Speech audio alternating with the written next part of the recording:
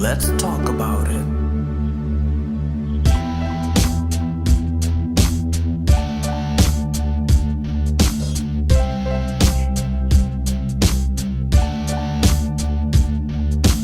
Real truth and power.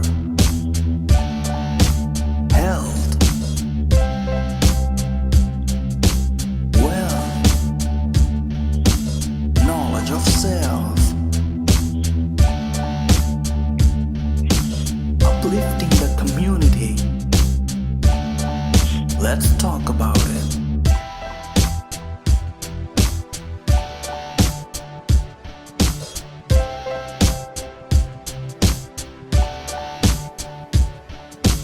Real truth and power.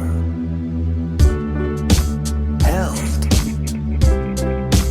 Wealth. Knowledge of self. Uplifting the community.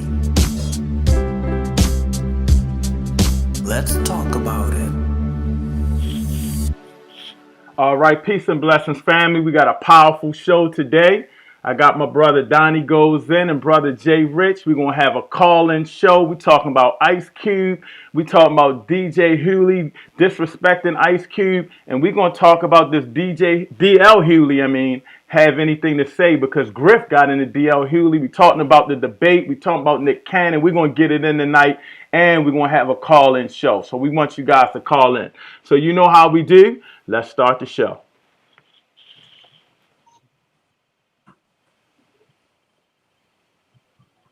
Hold on 1 second.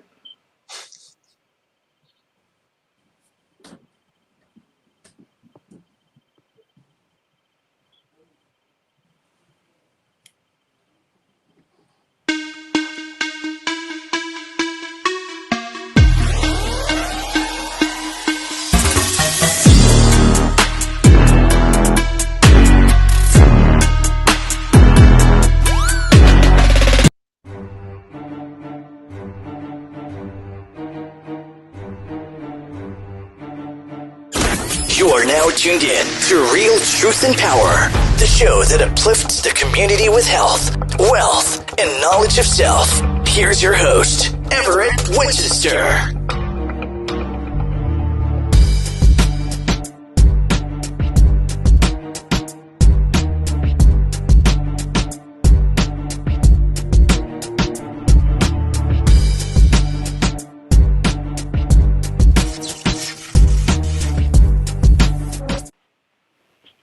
All right, peace and blessings, peace and blessings. First of all, let me bring in my co-host today. And make sure you guys are here. Yep, can we hear y'all good? Say something. Hey. All right, wonderful, wonderful. First to my right, we got my brother Donnie Goes In, and to his right, we got my brother JRICH. So before I get into everything, I want you guys to see this video real quick, and then I want to get your input on this video. As you know, Ice Cube had what I believe he called a platinum plan. I think that's what it's called. I can't remember what it's called. Contract with Black America. Contract with Black America, okay. And he went to Trump. Did he sell out? So first of all, I want you guys to see this video about what DL Hughley said, and then I want to get your input. Hold on 1 second.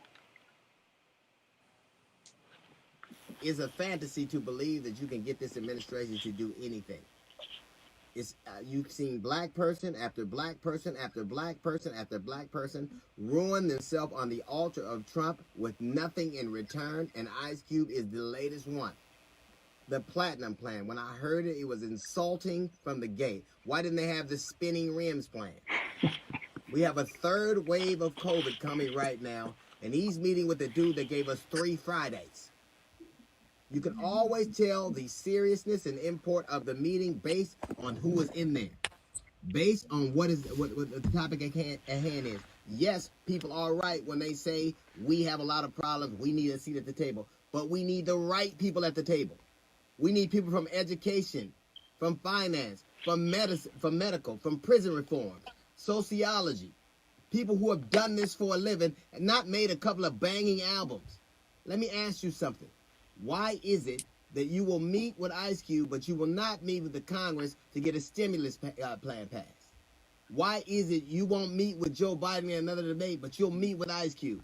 Why is it that you will not meet with the people who are trying to stem the coronavirus, but you'll meet with Ice Cube? And I'll tell you what it is.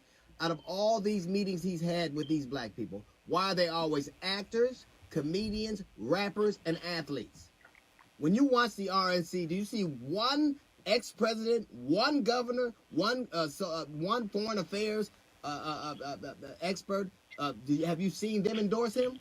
You know why? Because they know he's a fool. And do you know why Trump picks the black people he picks? Because they are all entertainers, and that's what he thinks this is.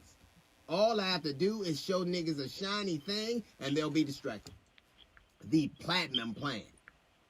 You could tell right away that he was working with somebody on that. $500 billion, where do you get that from?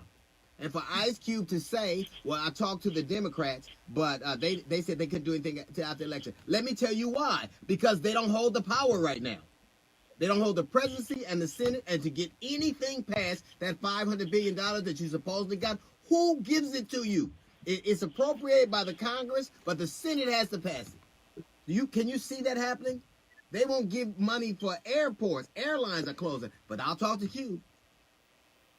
Schools are shutting down. People are close to being homeless, but I'll talk to Q. It is all for folly. He is one of my favorite rappers, and if we were talking about making a great album or some of the other projects he's done, that's all in. But to sit down with that man who only uses black people for caricatures, only for backdrops, only for photo ops, it is insulting. Yes, we need to be in the room, but it needs to be the right people in the room. People who have expertise on any number of problems that plague us. Any number of problems. And while you were meeting with, while Ice Cube was meeting, did he talk to him about how he's trying to suppress the vote? Did he talk to him about the fake ballot boxes they have all over the country? Did he talk to him about the poll watchers they're going to have that could potentially have violent outcomes with black people? Did he talk to them about how long our lines we have to wait in to vote? Did he do that? Did he talk to them about the way black women in childbirth died disproportionately? Did you have those conversations? You know why you didn't? Because that wasn't what it was for. The platinum plan. That's what we'll do. Right now, today, there's an article in Newsweek that says the Proud Boys, right now, they're planning a civil war if Trump loses. It must be something for Trump to have the Proud Boys and Boys in the Hood on the same line. When you got the Proud Boys and Boys in the Hood, yep, that was a good day. That's a little note from the GED section. We got a jazz report coming up in 15 minutes. It's the D.L. Hughley Show. Wow. Wow. Wow. Wow. So, I'm going to start with you, Donnie Goes In. What are your thoughts? He was saying a lot of deep stuff, and a lot of stuff he might have been right on, but I want to get your input first. Do you think, first of all, Cube should have even went to Trump right before the election because you know they're going to twist things up? And do you think D.L. Hughley is right? I mean, it was so much to unpack in that 2 minutes right there. I don't know, by his same logic, he shouldn't have been speaking on it either. He the same dude, first of all. He's a comedian. Like, who are you to be the analyst if you saying a rapper can't do it, but you a comedian? Y'all the same people. So I don't know. I mean, but I do think he should meet with whoever's willing to meet, because I'm tired of our people throwing our vote away. Now let me ask you this: do you think he was manipulated? Now there is some things. He has the big three business. You know, he has the big three business. His partner is one of Trump's associates. I heard best friends, or they like real tight business partners. Do you think he was manipulated to even go into Trump? Should he have just waited? Because you know it's real sensitive now with this voting. And as soon as he went to them, they put it on Twitter and everything. You know, we working with Ice Cube. Do you think he was just a pawn in the game and they used him? Of course they used him and took the opportunity to try to throw him out there. But the Democrats would have did the same thing. That's what they do. I mean, it's politics. You know, if they got a edge. I don't know. I think he probably could have got in front of it a little better, but you know, it's a different time. We can't keep, you know, we've been waiting 500 years on the back burner waiting for them to do something for us. So, hey, why not? Let me ask you this. Do you think DL was on code or off code by his comments? I think he was on code for white supremacy because, I mean, I could have threw him one of them jokers off Fox News and gave that same commentary and put his name in the same bag. So I think if he was on code, he would have called Cube up. And he ain't like, I mean, I don't got Cube number, but I would have called that brother up direct and at least talked to him before I went out there. I think he jumped out there and he jumped off code with the way he responded. Now, we're going to get on DL in a minute because he has a beef with Professor Griff. I'm going to play that video too. Professor Griff put him out there, but I'm going to go into Brother JRICH. Brother JRICH, DL did drop some bombs about Trump meeting with entertainers and not meeting with politicians and, you know, leaders, I guess. I don't know who we would call leaders in our community, but educators, you know, people like that. Do you think, what do you think about his comments? I think that the DL, like Donnie said, that before he got on and tried to put Cube on blast for anything, he should have spoke to that man to man to find out what exactly happened. Ice Cube has repeatedly said that he has never directly spoke to Trump. He's never been to the White House. He's never even met him. What happened was someone from his administration called and asked him a couple of questions about what he had in his contract for Black America. And according to Cube, he went back and made a couple of little different changes on like the platinum plan. Now, Cube didn't even complete this thing until about August, which was, you know, as we, you know, do the math, it was only like a couple of months ago. I don't think that the plan, the beginning or ending of the plan had anything to do with the election at all. I think that, and Hughley said that he should have been with educators and so on and so forth. He's with professors, you know what I mean, of universities, man, you know what I mean? So it's not like he just picked up one of his own boys and they just sat down and came up with this plan. He's talking to economists, you know what I mean, to come up with this plan. And a lot of the things that he's put in his plan, other people that have presented these plans to Congress, you know what I mean? There's a lot of the same information in there. So for him to, you know what I mean, automatically downgrade and act as though this plan is not comprehensive, it actually is. He didn't come up with this thing on his own. He went to the people that had knowledge of how to put these things together, and he put it together. So I think that Hughley, again, man, you know, before he even jumped out there, he should have said, he should have read it, period. He should have first read it and then called and talked to him.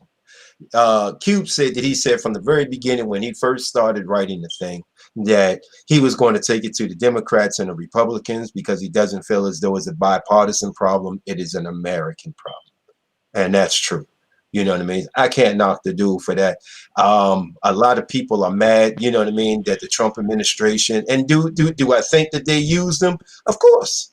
Of course they used them. But you know what I mean? He said, you know what I mean? And like Donnie said, if Biden would have sat down and talked to him, they would have did the same thing. They would have, you know what I mean? Next thing you know, you would have seen Cuba in a commercial, you know what I mean? And so on and so forth. Instead, you got, you know, one of like the Trump boys photoshopping them with a mega hat on.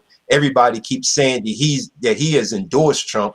Not once has he ever told anybody to vote for Trump or that he is voting for Trump. The whole time he's only said one thing, and that is we need to get more for our vote.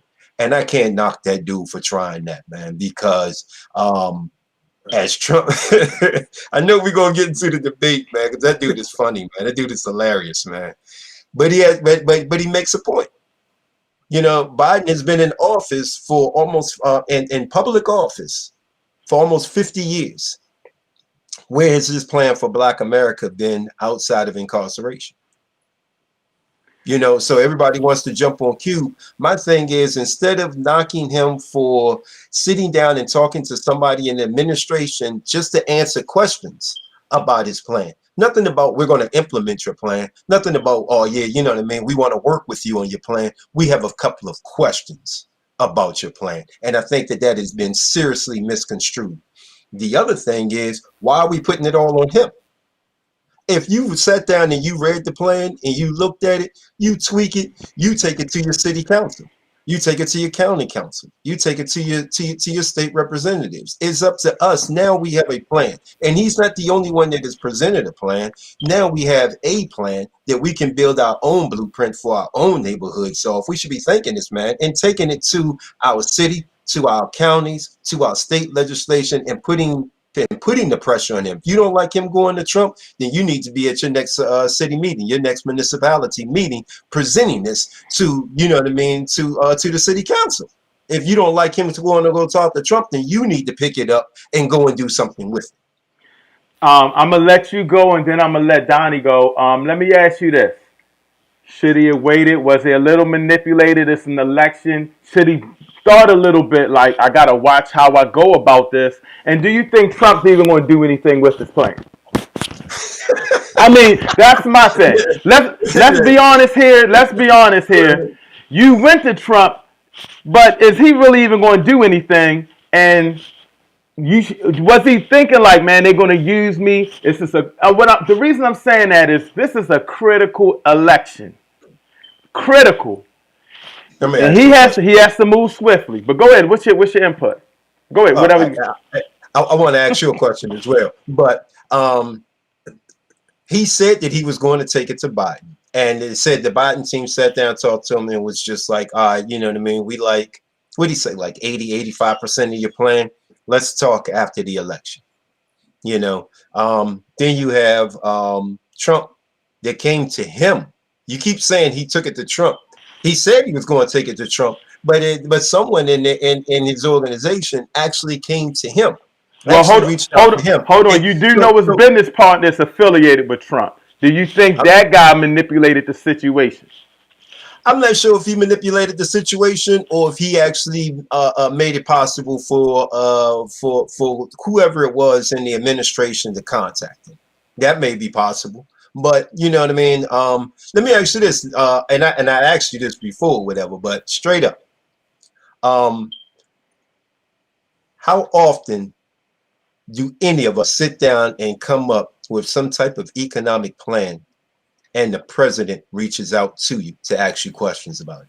So no, I don't think that it had any them finishing it or getting to the point where it's at now. I don't think had it may have had something to do with the election, but let's be honest, man.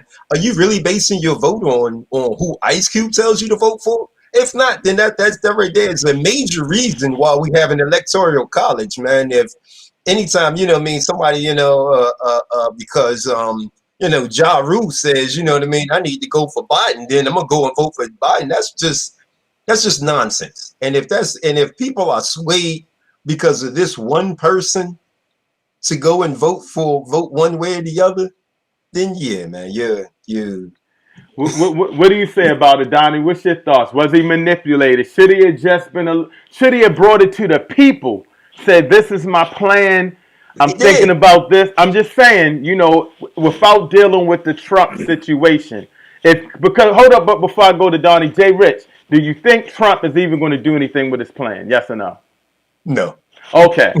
All right. So now I want to take that to you, Donnie. Do you think he should have just put it out there to the people and said, once the election goes, then I'm going to take it to whoever I got to take it to? Let me start it off with a little question for you. Oh, shoot. All right. All right. I put it in the comment section, right? All right. It gave my man the Hollywood answer. How many times did the Joker tell you don't call me, I'll call you. We'll get to you later. Now, do you think that the Democrats are going to do anything with his plan? Okay, I'm working. No, I do not. No, I do not. No, I do not. What he got to lose? That's first of all. You're making a good point. Yeah, he didn't have anything to lose, and I watched 4 interviews that Cube did since this happened, and three of them, 2 or 3 was pretty good. I think Shannon Sharp show, who was it? Cuomo on CNN. It's a He show I didn't see yet too. It was Lord Jamar's show. I didn't watch the episode, but I think he did something with him too. Yeah, he was on Willie D show, and it was somebody else show he was on, and Roland Martin show. So I heard his perspective, and I'm the type of person that, I'd rather go to the source and hear from you what happened, because we all know the media spins everything to their benefit. And what I saw them do to them in this situation is they didn't like that Cube went to the Republicans at all. So the whole media, because of that, because they want Biden to win so bad to get Trump out, that they smeared him. Cube said that he told everybody about his plan, and he told everybody what he was doing. He said it wasn't an issue because at the time everybody knew. So I don't think the Democrats would have wanted to put that out there that they gave my man the Hollywood answer. We'll talk to you after the election and maybe get to your issue again, put us on the back burner. So I don't think they said nothing. But the fact that Trump and them actually said something to him, now, like the question before, do I think he's going to do anything? I don't think Trump's going to do anything for anybody but Trump unless I see it in executive order. So I don't think any of these people are going to make any changes, or are we on the top of their list? I think they're just going to win. And once again, 4 years, 8 years later, every 4 to 8 years, black people, we the scapegoat. They want us to come and save America again, like we the superheroes in this. But we get no justice or concern any other time. So no, I think Q. I think he did what he's supposed to do. He's put the plan out there, and everybody had an opportunity to. And I think they just shamed now because Trump and them said something about it. Now, before I want to talk. Hold on, Jay Rich. I'm gonna go to you to close this session out, but I wanted to before I go in, because we're gonna stay on DL Hughley, because, like you said, we think he could have handled it differently. He's been making a lot of statements. Yeah, he's making a lot of statements. Before I go into this next statement, go in. What was you gonna say, Jay Rich? Is he a top 10 rapper, Ice Cube? I think. Um, I don't know. I like Cube. You know what I mean? I support what Cube is doing because Cube is all about race first. And he made it very clear that, you know what I mean, I don't care who it is, you know what I mean? You got to go to the people in power. And I agree with Donnie. And that was my first reaction when I found out that he had talked to Biden first. And Biden was like, yeah, let's talk after like the election, which sounds good. But at the same time, it's just like, you know what I mean? Like, you know, I mean, you got to vote for me first, and then maybe I'll talk to you about it, and we'll find some reason why we can't get it done. You know, Biden has been in office a very long time, man, just as long as all of us have been alive. You know what I mean? This dude has held a position, you know what I mean, in politics. So to say like, you know, oh, I like this part of this, I like part of that. Yeah, but how come I don't see what's in this plan in your plan? How come I don't see you adjusting, you know what I mean, your little 3, 4, 5? You like, I want, you know what I mean, I want you to understand that Cube's plan is much more in depth than than Biden's plan or Trump's plan. And right off the top, that should automatically tell you how much thought that they put into it. You know, the platinum plan, when I first seen the platinum plan like months ago when he announced it. And I think Judge Joe Brown was trying to get behind it like, oh, he's offering us tangibles. Like, this dude ain't offering us no tangibles. Yeah, do I think the Cube got played by him? Yeah, man, he did. I do believe he got played by him. Do I think that he did the right thing? Absolutely, positively, because as much of a clown as we think that Donald Trump is still a world leader. As much of, you know what I mean, that we can't stand, you know what I mean, or a lot of people can't stand that this dude is in office, you know what I mean, he is still a president. So if you actually want something done, you know what I mean, and somebody from the president's circle is asking you about a plan that you did, you would be a fool not to pick up the phone and answer. Whether you think that he's going to do it or not, you'll be a fool not to answer the phone. Now, if he gets reelected and he doesn't do any of those things, you have even more fire to go at him, because you had this plan. You made promises. You said that you were going to do this. You said you were going to do that. Where are these things at? Now Before you I, have even more. but before I move on, I want to ask you one question real quick. Um, you have a lot of voters that are younger that could be easily persuaded. Um, do you think that by them saying, "Hey, we're working with Cube," that could persuade young voters? If No, I don't. You know why? You know why I say no? It's simply because if the media had handled the contract with Black America in a different way, maybe it would have swayed them. But because they put it out there as, you know what I mean, like, oh my God, he took this plan to, like, you know what I mean, to Trump and such, and he took it to Trump and this and that, it's been put in such a negative light where nobody is actually talking about what's in the plan. They're only talking about who he answered questions to about the plan. And because of that, it wouldn't sway me.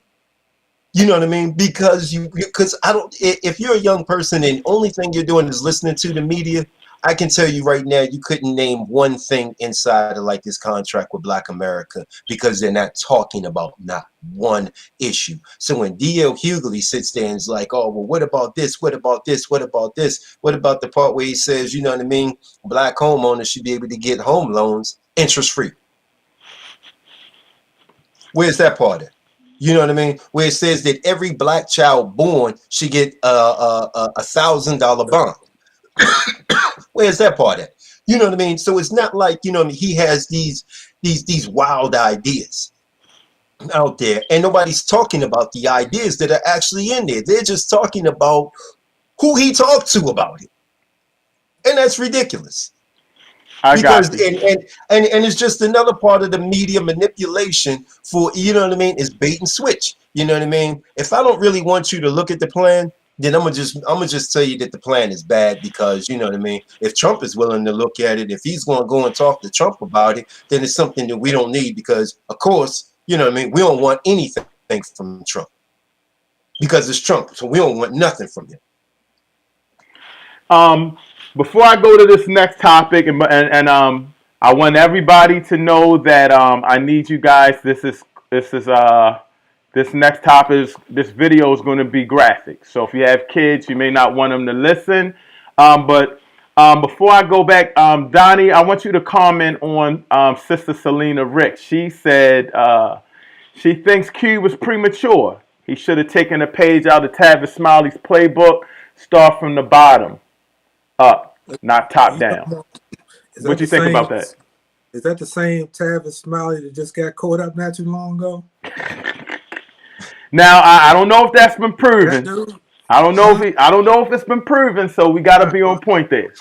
I don't I want to think that's convict the important. brother. I don't want to convict the brother without the No, facts. no. I mean, I'm just saying, allegedly, that Tavis Smiley. No, I think he did the right thing. Who I think dropped the ball was the Democrat. They don't give a damn about what we think and us as a people, and they showed it by when somebody come with something tangible on the table, you gave them the Hollywood answer. So he did the right thing. The Democrats dropped the ball. They could have jumped on board and said, we looking at this, and they could have got the young vote from him. I think he dropped the ball. I think DL. I mean, I don't know. I don't think that's the same DL. I think they might have cloned him after he had COVID. Now hold on. Now we want to talk about on code, black people. Now we want to talk about on code. We are going to talk about being on code. This isn't the first time DL has commented. Now, for all those that in the hip hop community be talking about Ice Cube, he disrespected Professor Griff from Public Enemy. Now, we all know what happened with Nick Cannon. Nick Cannon, what Nick Cannon did was he interviewed Professor Griff. He interviewed Griff, and the Jewish community went after him. So, DL Hughley was commenting on a show. I think it was Vlad TV or something. So let's watch this video. Please, y'all, it's graphic, but it's good. It's very entertaining. Here we go. According to DL, When I first saw the interview, I was like, what the fuck is he doing talking to Professor Griff? That interview could have never gone any other way than it did. because that statement right there, that's enough to make you want to go see a motherfucker. And it ain't worth the steak ain't worth the sizzle, baby. The steak ain't worth the sizzle. What the fuck does that mean? The steak ain't worth the sizzle. The steak ain't worth the sizzle. What are you talking about, bro? Do you mean to say me having a conversation with Nick and Nick doing the vast majority of the talking, we're talking about issues and situations concerning black people, and we're invoking the spirit in the names of our ancestors that have given us this information and passed this information? What steak ain't worth the sizzle, Mr. DL Hughley? I'm just curious as to what you're talking about. So you mean to tell me because you had all of these other people on your show, Nick Cannon, according to DL Hughley, you have all these other people on your platform, but it's cool to have them talking about whatever the fuck they want to talk about, but don't have Griff on. Because if you have Professor Griff on, wow, it's almost like, woo, it's almost like what, motherfucker? It's almost like what? Like what? So who are you saying that I am, DL Hughley? You must know something that we don't know. Who are you saying that I am then? He says, if you're going to have somebody like him on, somebody like who? You see, it's these old buck dancing ass niggas like DL Hughley, cracker ass, licking ass fucking coons like this Negro that want to snuggle up next to white folks and think he got a cushion and a place with them. DL Hughley, let me tell you something, bro. When them fucking finish wringing your ass out and going up in your ass, nigga, when they done with you, they're going to be done with you. Plain and simple. So we're going to see how that motherfucking steak tastes after they done with you. Talking about the steak ain't worth the fucking sizzle. What fucking sizzle? That shit is a short run, bro. You up in that space with them crackers. That's a short fucking run. Once you done with your 15 minutes of fame, they done with your ass to the fucking curb, and we will never remember your ugly ass. Because bitch niggas like you don't get rewarded by history. I say, yo, woo! We talking about on code. Right. We talking about on code. Uppercut. Donnie, I'm gonna give you the floor. What's your thoughts on DL maybe trying to comment to Black America using white America? What's your comment on that? He sounding like Steve Harvey right now. This dude is sounding like what Steve Harvey said to Monique. It's about that bag. Forget about everything else. You know, these good Mzungu folks in Hollywood give us this money. Sometimes you need to shut up and take your money. We need to learn what it means to be on code. And none of these people know what it means to be on code. It's about A1, African first, B1, black first, above everything else. And for some reason, I don't understand why these people always get to pick our friends and tell us who to associate with. You never see that. Even when the protest. Remember the protesters was down there in Virginia protesting, and the guy ran the sisters over in the car down there, and even Trump got on there and said, "Well, yeah, it's good. It's good. People in there too with these races and race soldiers. Charlottesville. They on code. That's code. We don't know what code is as a people." So I agree 100% with him. Hey, you speak the truth and worry about the bag later. It'll come. Now, Brother JRICH, this is very critical because, I mean, Nick Cannon is really, he got in trouble for just interviewing Professor Griff. He might have, in fact, Nick Cannon said statements, it wasn't even Griff. And D.L. Hughley went at him. I think that, let me get your input on this because Professor Griff is a positive brother. He's kicking knowledge to the community. He's uplifting the community. He goes hard. We all know he goes hard. But I saw the interview. I didn't see anything the way he was disrespectful to anybody. I didn't see anything the way he was the one talking about the Jewish community or anything. I didn't see it. And I just thought it was blown out of proportion. Brother JRICH, what are your thoughts on that? Do you think DL is not on code anymore? He's not calling up Cube saying, "Yo, Cube, you was wrong. Hey, Professor Griff, you might, he's just commenting, trying to be the spokesman for black people." And Griff went in on him. What's your thoughts on that? I think code is race first. So if you don't know that, then everything else falls apart. Like Donnie just said, code is race first. I'm gonna say it again. Code is race first. So I don't care if you disagree with who he went to, who he's talking to, what it is about his plan. Code is race first. Code is to pick up the phone and call him. Code is to say, you know what I mean? Even if you don't agree with his plan, then you don't even mention his plan. That's code. And people don't understand that, like you said, you know what I mean? People don't understand that. If you have a problem with Monique speaking out, don't call her and tell her to get the bag and you know what I mean, and worry about the rest of that stuff after that. Nah. Code is raised first. Code is, you know what?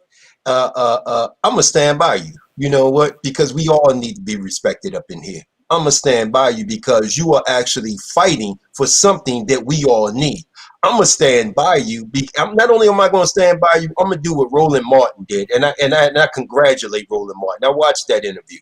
He, instead of like jumping on Cube and telling Cube, "Oh nah, this, that, and the third," what he did, and I think Cube was a little defensive in the joint or whatever, and I think he was a little high, but I think that I'm just being real, man. I think he brought in another activist and was like, you know what? She's working on a plan that is very similar to yours. Y'all should get together. You're in Cali, she's in Cali. Y'all should get together, man, and start collaborating.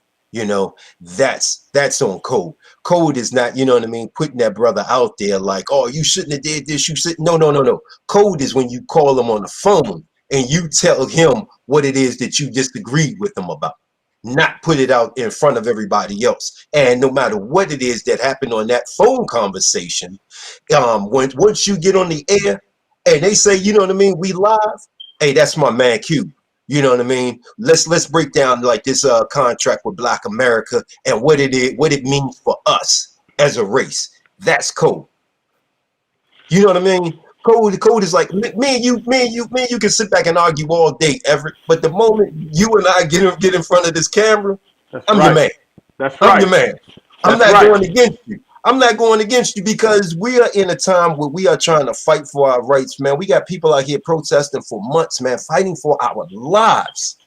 This is not the time to be, you know what I mean, hemming and hawing over like, "Oh, well, he should have never answered the phone when Trump called, or he should have did this, or he should have did that, or he should have did." Where's D.L. Hughley's plan, and what did he do with it? This is the problem. You know what I mean? You got people that don't do anything that want to criticize the people that are doing. If he was on code, he would have never, if he didn't agree with it, he would have never spoke about it. He would have spoke to Q face to face, man to man, race first. Ashe. I know we got some people holding on. I missed a couple calls. If you do want to call in, hold tight. I want to go through a couple more topics. In fact, probably one more topic, and then we're going to take some phone calls. So hold on. I know that we're touching on some personal things, so hold on real quick. And I want to go into this next topic, and it's about Biden. Um, and it's very important because it's a lot of people saying we don't have really a good choice to vote, and a lot of people saying we got to vote pretty much for the lesser of two evils. But there's something that's been disturbing a lot of people about Biden, and your boy Trump mentioned it on the debate. So let me play that real quick. Trump, same question to you, and let me remind you of the question. I would like you to speak directly to these families. Do you understand why these parents fear for their children? Yes, I do. And again, he's been in government 47 years. He never did a thing except in 1994 when he did such harm to the black community. And they were called, and he called them super predators. And he said that. He said it, super predators. And they have never lived that down. 1994, your crime bill, the super predator. The super predator statement. A lot of people can't let that go. And a lot of people are saying, man, he made a mistake. He apologized for it, whatever the case may be. But a lot of people. Hold on. You're the only person that I know that keeps saying that he apologized for it, man. I heard he might. No, hold on. I think during the debate he said he made a mistake on that. He did. He said it during the debate. He said all of us, everybody voted for it, and they were wrong. He admitted he was wrong. If you don't think that's an apology, I don't know. He might not have personally. Hey, okay. That's not the same as an apology. I thought he. I don't remember. I thought he apologized, but I do know last night he admitted he was wrong. That being said, I'm not copping for the brother. You know. That being said, I'm gonna go to you first, Donnie. Should we vote for the lesser two evils? How do you feel about this, brother? Don't do it. Hold on. You might have. Are you muted? All right, you not say something? You hearing brother JRICH? Nope. All right, hold on. You've been removed from this conversation for not staying on code.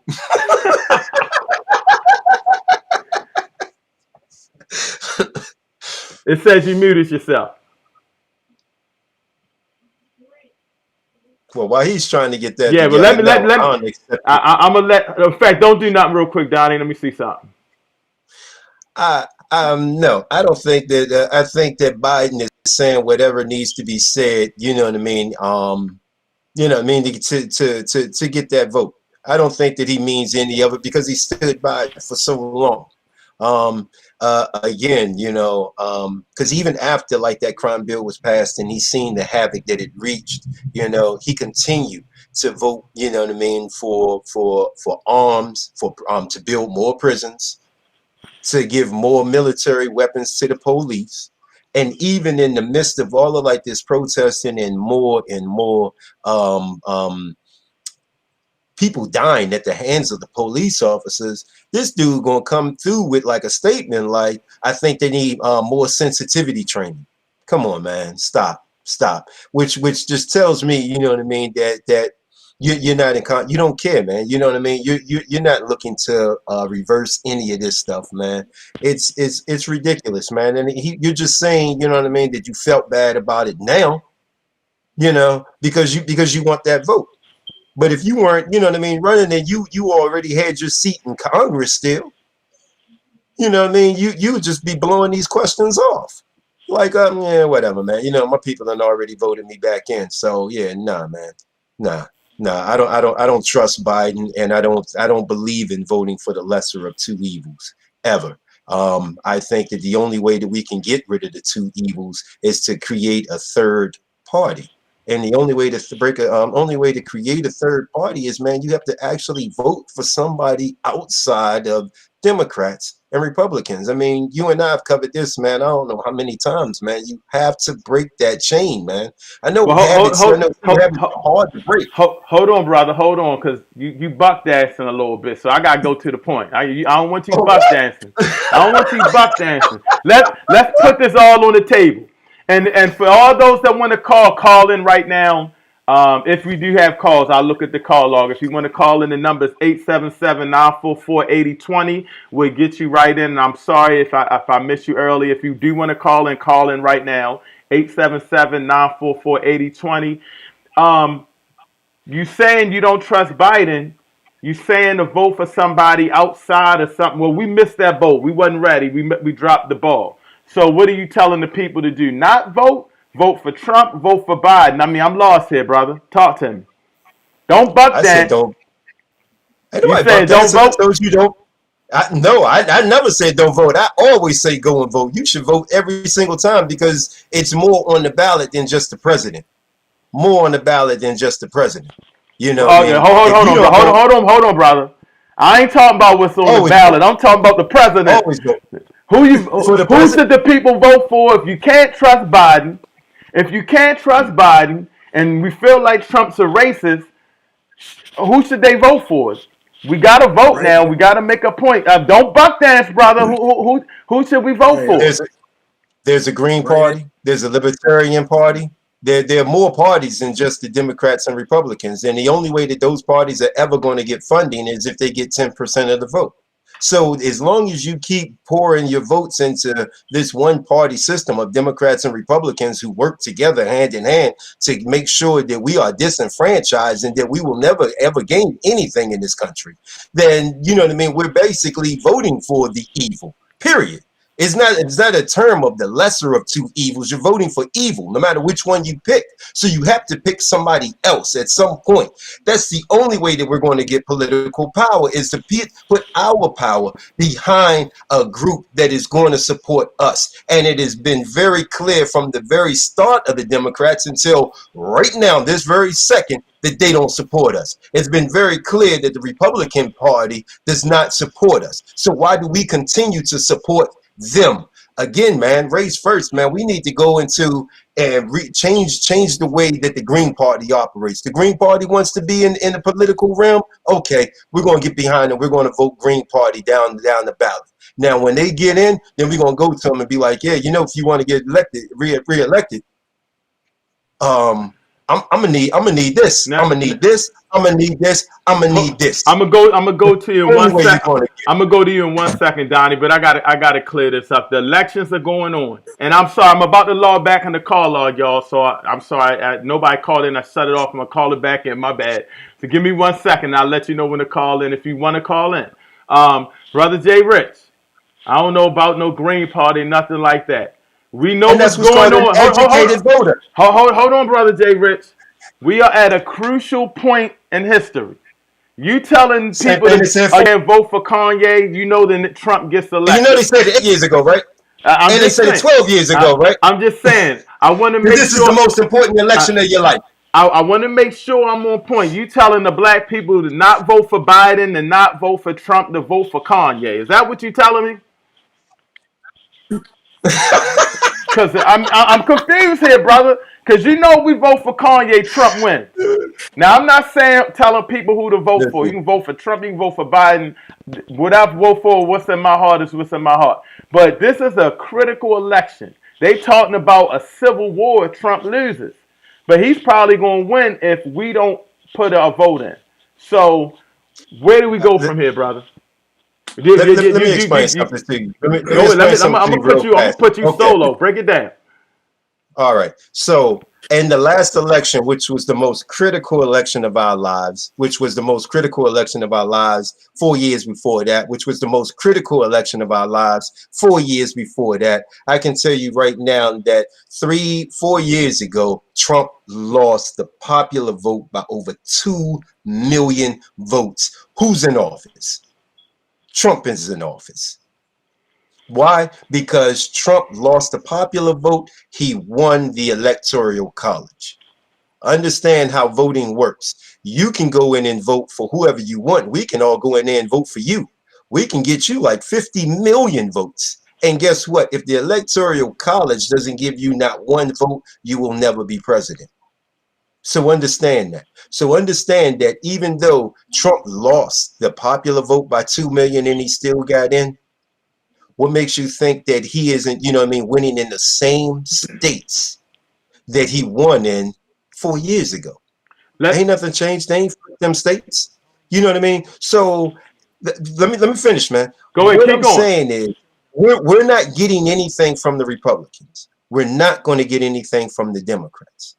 Then why not actually try to vote and get a party in that's going to actually do something for us? It's not going to hurt you. It's not going to hurt you at all. So all the people that were planning on not voting, please, by all means, please go vote Green Party. Please go vote Libertarian. Please go vote any other party to get them that 10%, and then we can start to put pressure on them. We can't put pressure on the Democrats to do anything for us. You know why? Because the Democrats have raised almost $2 billion in this election, and within the last few months, in the middle of a pandemic, what are we going to go to them and say, if you don't do this, we're going to do what?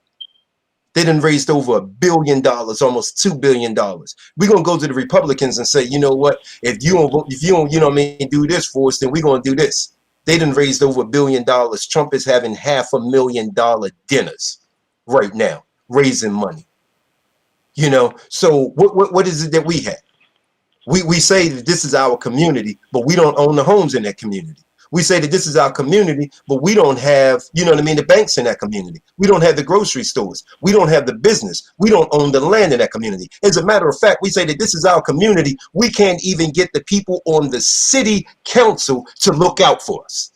Think about that for a moment. So when you sit back and you say like, oh man, you say I'm telling me don't go vote Democrat, don't go vote Republican. This is why I'm telling you don't go vote Democrat, don't go vote Republican. How many times has the city council sold you out and evacuated your grandmother, your aunt, your cousin from their home, kicked them up out of there so they can build a new hotel because that's going to bring them taxes, and they also getting a kickback from Marriott or Hyatt or whoever it is? How many times have we seen in these in our so-called communities that we've been displaced from that community so the state can build a stadium?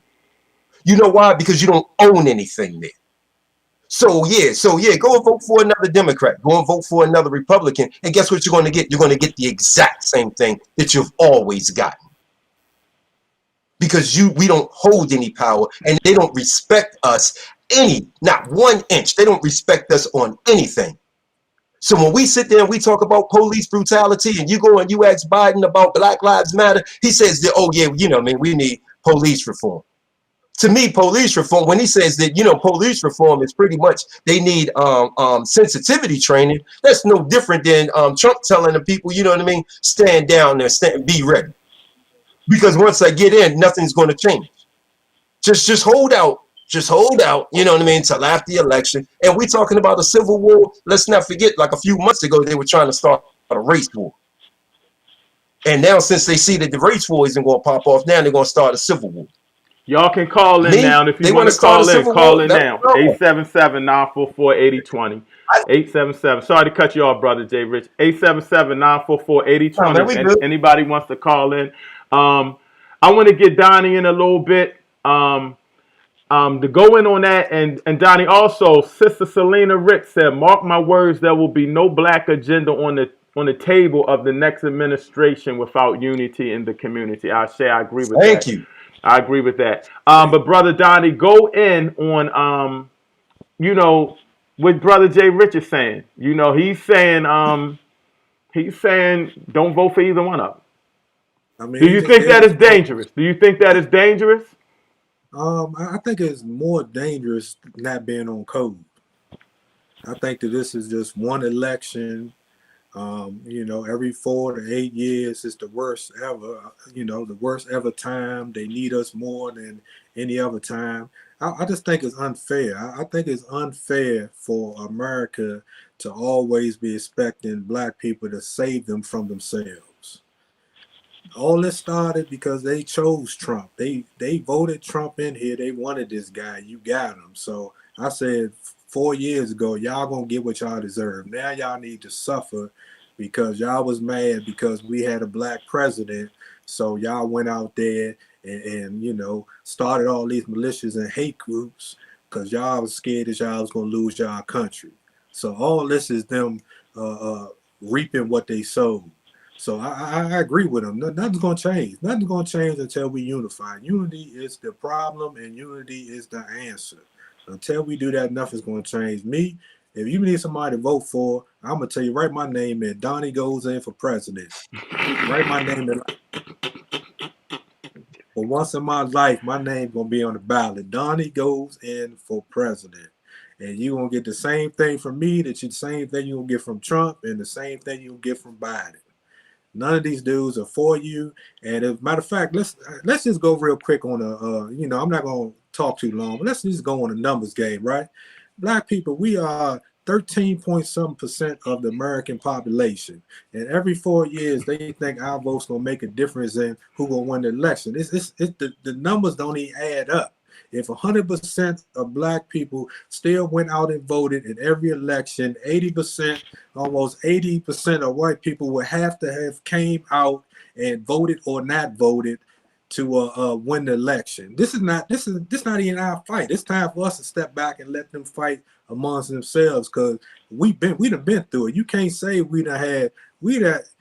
Trump is a racist. He's an all-out racist, but Biden is no better. If you do Biden's history and see, and James, you need to give it all. Some of the stuff this dude has said and done since this 50 years been off. This dude has even did eulogies at Grandmaster KKK people funerals, and he said it's okay.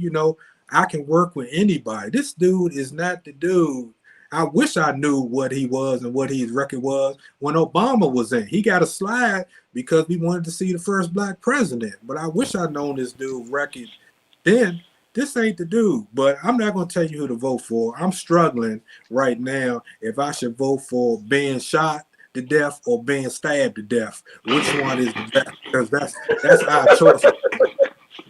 I mean, death by stabbing or death by, that's our choices right now. Because unless we stand behind something like what Ice Cube was talking, a contract for Black America or something tangible, then we're going to get the same thing. We're going to be here. Mark my words, 4 years, if we make it past the asteroid that's coming down that they ain't talking about, if we make it past this race war that they trying to start, if we make it past the starvation and the COVID-19, the third round, if we make it past all this stuff and we still here, mark my words, in 4 years, they're going to be talking the same thing. It's going to, y'all got to get up for it. And lastly, let me get this out, because this has been on my mind the whole time that it just irks me. Why? And I agree with DL, and I'm gonna talk to DL. He was right. Why is it that they always, especially the Democrats, when it comes time for election, they put the worst about people out here? Cardi B, or why the worst examples of womanhood, the worst examples of black people, they always put in front of us. Kamala Harris, put her some Timberlands on. So now, she is sister now. That's enough. Right. Hillary Clinton, some hot sauce. We gonna show them I like hot sauce. So that's enough. Bill get on the saxophone. I'm gonna play the saxophone. So now, I'm honorary black. That's enough. They never offer us tangibles because we keep settling for all these little parlor tricks and sit on my lap and I'm gonna pat you on your back, and we never ask for substance. So until we do, we not gonna get substance. And trust and believe me, black folks, this election ain't gonna change your life one bit, whoever win, unless we come with a plan. We even had 8 years of a black president, and we still didn't get into police murder and brutality. We had a black president, and he couldn't even do that. So what more do y'all think gonna change? Huh? Didn't try. Well, we know we know what he stood for and what he fought for. So I'm not gonna sit here and say, let's really Go ahead. about that. Don't play that no more. Go ahead. Something in the background. Yeah, go ahead. But yeah, basically what I'm saying there, that we're not gonna get nothing until we start asking for something. And this is the perfect time because they scared now. The only time you're gonna get something from somebody when they feel like they got something to lose. If we wanted to get a deal done, this is the time to do it, because they scared to death of COVID and they scared to death of unpredictable, crazy Trump. That's all I Brother got. Jay Rich, you want to say something about that? I concur. 100%. I concur. Man. Biden puts on a really great face, and there's a reason why the Democrats did not want Bernie Sanders, to represent the Democratic Party. And even when they asked like the leaders of the DNC, what if Bernie goes out, and does what he did before, and that is get, win these primaries. What they say, they was just like, yeah, he can win all the primaries he wants. We are not picking him to represent the DNC. Bernie had too many Exactly. things that he had too many tangibles he was trying to give away, and that just doesn't go along with our funding stream. So no, Right. Biden talks out of both sides of his mouth. He puts on a really great face, and he's like, no, I'm for the people. If you don't vote for me, then you ain't really black. But he ain't never voted for you for, and to help you. When they start talking about desegregating schools, what is the first thing he said? I ain't trying to send my kids to the jungle. He's still that same dude, man. He is still that same dude. When he He stood up there works. and it was just like, oh yeah, well, we made a mistake, so on and so forth, or whatever. And Trump asked him flat out, well, what'd you do about it? Oh, I wasn't the president. Oh, we couldn't get anything done because of the Republicans. But yet you stand there and you talk about how you can work with the Democrats and the Republicans. Get it done, man. I don't want to hear your excuses. You know what I mean? Get it done. You want to be the leader of the world, and you mean to tell me that you can't get a simple thing as chokeholds banned? You want to be the leader of the world? You mean to tell me that you can't enforce these banks? Hold on. Let me say this clearly. You want to be leader of the world, but you can't get these banks whose our tax dollars, blacks, white, poor, everybody, American tax dollars that you use to bail them out. You mean to tell me you can't get them to give us a loan to buy a house? You mean to tell me you can't put pressure on them to give us loans to build businesses? You can't put pressure on them so that we are in a position to buy back our neighborhoods? But you can take our tax money from us and give it to them. You have the power to do that, but you don't have the power to do the reverse. I want Biden is not that guy, man. I want to do something real quick. I want to play this video because you talking about we got to be race first, right? Y'all can hear Right? me? You talking about we got to Yeah. be race first. Kamala Harris says she's not doing anything specifically for black people. So I got to ask, she's not doing anything specifically for black people. Is she race first? Is she, what is she doing here? So let me see if I can get that video and play it real quick. Hold on one second. Be on road. Let's really be clear about that. So I'm not going to sit here and say I'm going to do something that's only going to benefit black people. No.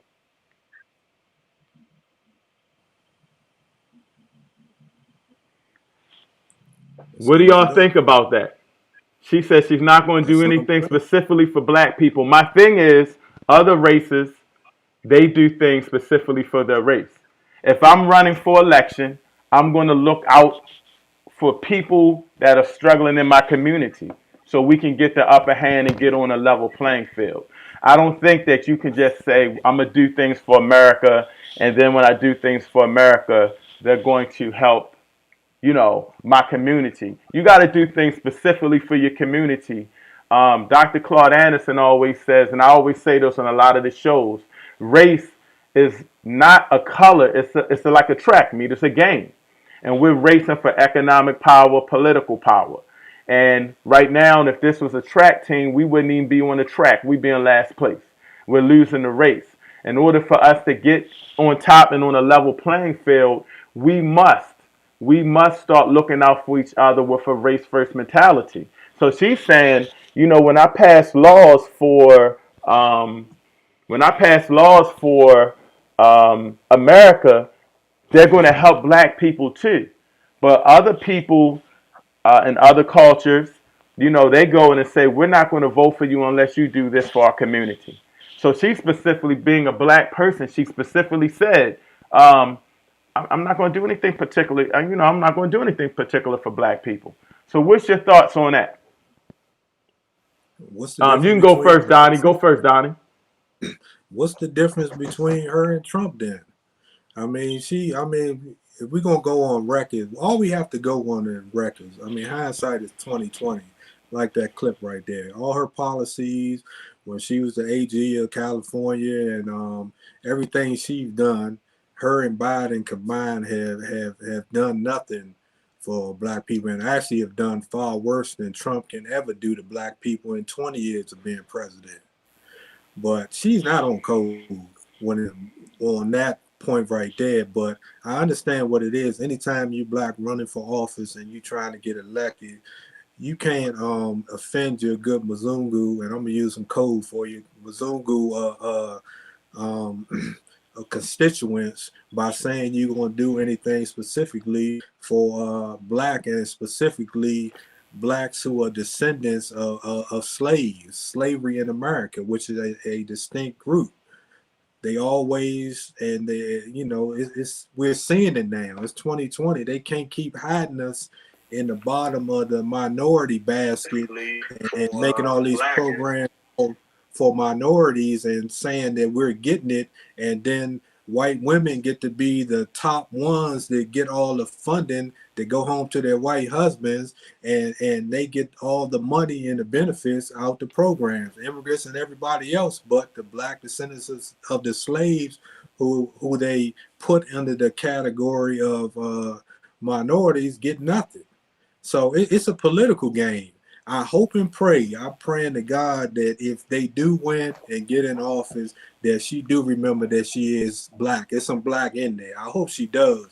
But I have a hard time with a person that won't even claim their black father, and all I hear about is your Indian mother. And her father was I believe he was a professor or something, and I forgot what he studied in, but from what she makes it seem like she was a single parent. She don't even claim her black father until it's election time. Her family don't represent it, a black family. I didn't even see no black kids in her black family. I don't see nothing that says that in her character or in her actions that says she in support of black people, other than now, some Timberland boots and I'm black and I'm gonna get in office. Matter of fact, she even worse because she called Biden out as a racist when she was running against him. She called the man out and said it was him that desegregated the schools that affect her. And I'm gonna hit you with the last what? It don't even say black on her birth certificate. It say white. So I it's fast what they have because she's black. Now I mean, we know the one drop rule works. We get that, and she's black. I'm not saying that. I don't think that's a Well, debate you we need to said see if she's black or not. it doesn't say. I mean, she has like a white father or something. Correct. No, she No, has a Oh, father's white black. mother, white West mother. Indian. West. She got a Jamaican father, I Indian, believe, and What I did. And her West birth. and an Indian. Indian mother. What's her birth certificate Yeah, say? When you say right. Indian, are you saying West Indian or Indian? Indian, Uh, I Okay. All believe. right. Okay. But they it's classified as white on the birth certificate. The more of them games they play. So her birth certificate don't even say black. But Wow. I mean, I didn't know that. I'm fine with that. I mean, I don't have a problem with that as her, but I'm just saying her record, if that's what we going on, in hindsight, her record doesn't say that she's going to go out here and do a lap. She even said out her mouth, like the clip you said, she's not going to do anything specifically to help black people. So why would we specifically vote for you in office? I mean, it may be a good thing because you could, I don't know if you can tell, but Biden is going senile or something. This dude got up in a speech, and this dude said he was running for governor or something against Mitt Romney or something in one of these speeches, man. This dude is losing it. They hold this dude together to get through this election to get Trump out of here. This dude is senile or he got something going on health-wise. And I know y'all didn't hear it because I just started talking about his son and that laptop. They was talking all that colluding with the Russians, but his son was getting money, and Biden and the whole Biden family was getting money with that power company in Russia that they Ukraine. trying to keep up. Yeah. Shout So out to Big Old Facts. What's good? Everything's good. I'm gonna cut yeah. the line, so I know we got a few people on hold. But if you want to call up now. No, I'm gonna shut it down. I'm gonna wait Yeah, I till was my gonna minutes shut is up, off. man. But if y'all want to call up now and let your voice be heard. What's up? What's up? Big Old Facts. Um, Let me ask y'all this: do you think, as black people, we should have just went out? That somebody should have just said, "Hey, this is what we want." And I think Charlemagne from the Breakfast Club said that to Trump. What are you going to do for black people? Something like that. And that's when he mentioned that. Do you think we should just come out and say, "Look, this is what we want"?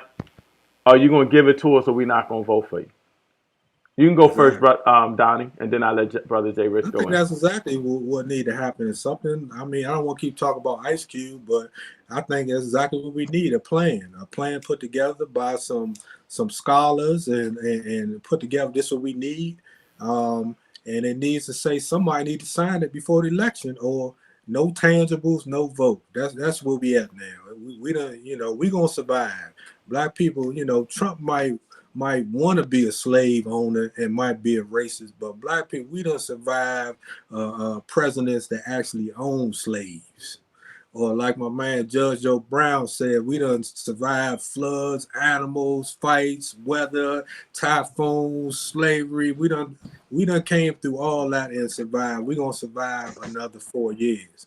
Will they survive it, or will America survive intact? I don't know, but everything they're trying. I give you this. This last one, folks, will shut up. Your man, what's my man, the 700 Club dude? Did you see him? He made this prediction Jerry that Falwell or one of them. Pat Robinson. Hold He on. What did he says say? What did he say? he said that God told him Oh yeah. that Trump was going. He done prophesied. Now I'm telling you, Pat Robinson, to your face, as a man of God, that if your prophecy don't come true, then you deserve the fate of a prophet in the Bible, buddy. Because if you gonna lie on God and say God told you Trump was gonna win, and he said about 3 wars were gonna start. The race war was gonna start. China was gonna get in that thing with China, and I think it was 2 other places that was gonna happen. He just predicted. So they hit it everywhere. I would have been shocked if he said God told them that Biden was going to win. Then I was saying, man, maybe God told you that. But none of us is shocked that a Bible Belt 700 Club pastor said God told him that the Republican was going to win. But yeah, this they hyping all this stuff up to get everybody scared and try to force us. Like I said before, the numbers don't even match up. We 13% of the population. They're not gonna keep blaming black people for 80% of the vote. 80% of them not voting. Wow. Y'all touched on something I want to touch into. The Proud Boys. And Yeah. this is why I really want to say how important it is to vote and how important it is to watch Trump more than ever. The statement, and I want to make sure I got the statement correct. Stand down, stand by. And the Proud Boys saying if he loses, there will be a race war. And just by that, now we talking dangerous. It's like if he wins, we were scared of the race war.